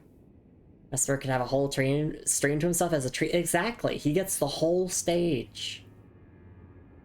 We get to hype him up for a whole stream. Okay, so yeah, this is a thrusting shield that does physical and magic damage. It has an intelligence requirement, obviously, so we can't use it, but it's also infusible, so you could meet the intelligence requirement and then just infuse it to be, like, strength-focused. And yeah, there's another mention of Rilana. We do love the Hot Lady Knight, Twin Moon Knight, who's also the younger sister of Renala. It's Rilana and Renala, they're sisters. It's an Elden Ring moment to have character names all sound the same, or at least similar. Alright. That's pretty self-explanatory.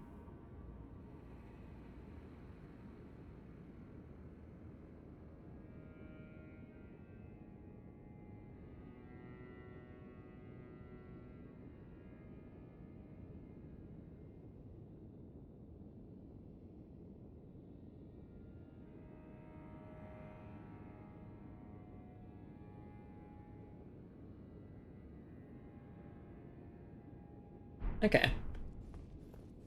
Yeah, okay, no, I am feeling an actual wave of exhaustion hit all over me. Saying that, like, as if Mesmer will even last a few tries, I'm a Lumi believer. We will be fighting along the Horn Scent, so we also have that to our advantage. I won't have to do it alone. It'll be like how I didn't have to do Bale alone because we fought alongside Egon. Yeah, I feel like wrapping up here. As much as I want to go on, at the very least, we've located Mesmer's boss room. We got the Dark Chamber entrance.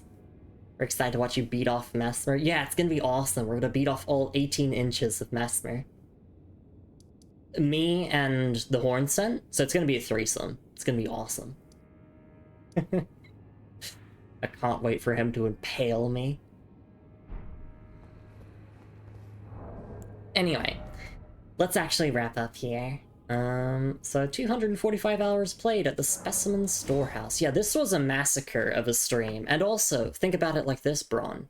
Because we end the stream now, I can go on social media and say that we have 699 deaths. That number's not gonna last for long.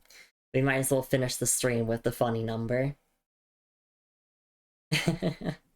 Alright. Thanks for stream. Thank you for being here. Hang on, let me swap over to my stream end screen.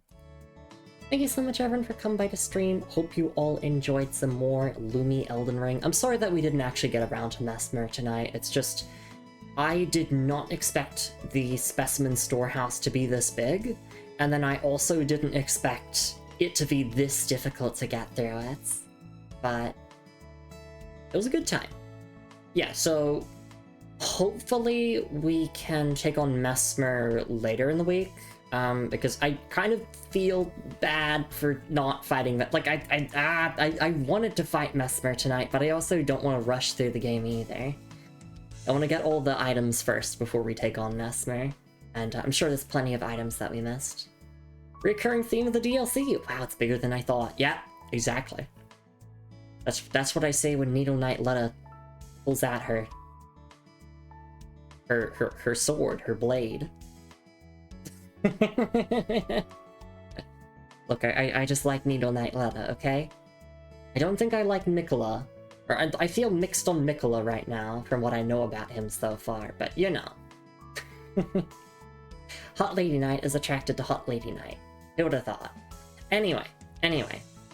So let me quickly promote the socials here and the Discord server. You know where to find me off stream. I post my stream schedule every single week on both Blue Sky and Discord, and I do upload these Elden Ring VODs onto YouTube, and also sometimes I do actual YouTube videos. So hey, if you're watching this on YouTube, thanks for making it until the end of the VOD, especially since there was no Mesmer. I'm sorry about clickbaiting you. It wasn't clickbait. We did deal with the Impaler's flames, just the ones of the Fire Knights, not Mesmer himself. Anyway. Let me thank everyone who came by to stream and support the channel. I'll talk about what we're doing for the rest of the week, and then we will find someone to raid off into so I can go get some rest, because I definitely deserve it. Thank you so much for being here, Moon.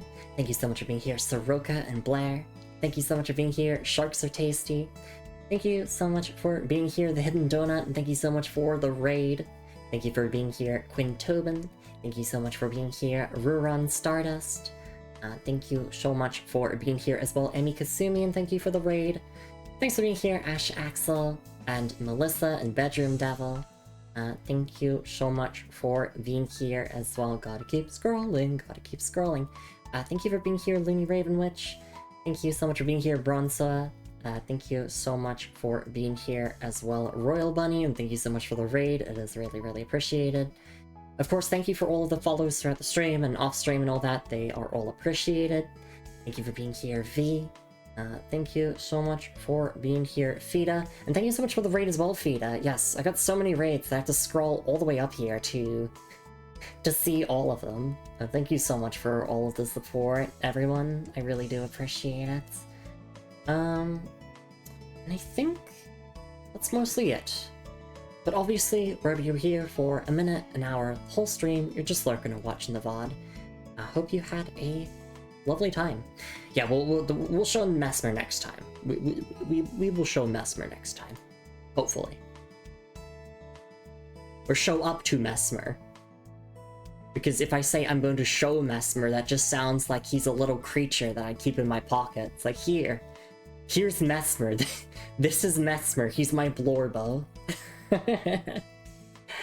Alright, so as for what we're doing for the rest of the week, it's pretty much just the same as every other week, but tomorrow at the same time this stream started, we're going to be streaming the Rogue Prince of Persia, which we originally streamed the early access of when it first came out, but the full game is out now, and I enjoyed what I played of the early access, so we're going to be revisiting that. And then later in the week on Friday, Saturday, and Sunday at 12 p.m. Australian Eastern Daylight Savings Time, we've got more Elden Ring, and of course, we have more Once Upon a Katamari. So that'll be very exciting. Mesmer next time, promise. I hope I don't break that promise. I mean, all we have to do is just explore the back section of the storehouse, and then like explore the bottom section that I didn't get to, and then we should be good to go with Mesmer. Hopefully. Fingers crossed. Have you my Mesmer? My Mesmer is amazing. Oh my goodness, I know the reference. Alright. Let's see who's live at the moment. Who can we raid off into? As I said before, there's really not that many people to raid into at this hour, so I'm kind of limited for choice. But, I think we can raid into... Oh my goodness. Yeah, let's raid into Saphael, who is currently playing some Valorant with community member Rose. She's there. Yeah, she came by to stream as well. Thank you for being here as well, Rose. Yeah, Saphael's very, very chill. Any pronouns VTuber does a bunch of just chatting, game dev stuff, art stuff, and of course a little bit of gaming as well. And they are currently going through their first playthrough of Elden Ring as well, although not as thorough and lore-focused as my playthrough has been. I don't really play Valorant myself, but I don't want to raid into Saphael. Saphael's very, very nice and cozy, and I hope you'll all enjoy the vibes there. So let me get that raid up and going. Please have a lovely morning, afternoon, evening, wherever you're in the world, everyone. Make sure to stretch and hydrate plenty, as I did throughout the stream. In fact, I'll be taking a big chug of water as soon as we raid out. Make sure to take your meds in case you've forgotten. And the moral of this stream is... Fire is scary. The Fire Knights are scary. I'm scared of them. They killed me so many times this stream. It'll be very funny if we beat Mesmer in, like, a go or two, like a couple of tries. Because then I'll be able to make a joke like, Mesmer's Knights are harder than Mesmer himself. I don't know, something along those lines. Caveman level morale. Or moral, yes, sorry, bleh, not morale. Hi Isaac, we're about to raid out here. Thank you so much for being here. I'm gonna give you a shout out anyway, just because we are wrapping up here. But yes, go check out Isaac as well. Go check out his album, it's very good. And yeah, thank you for being here. Thank you for popping in at the very end. Anyway, that's enough for me. Let's go raid into Saphael, and I will see you all here tomorrow for the full release of the Rogue Prince of Persia, and later in the week for more Elden Ring and Katamari. Take care of yourselves, everyone. It's raid time, baby. Oh yeah. Bye-bye.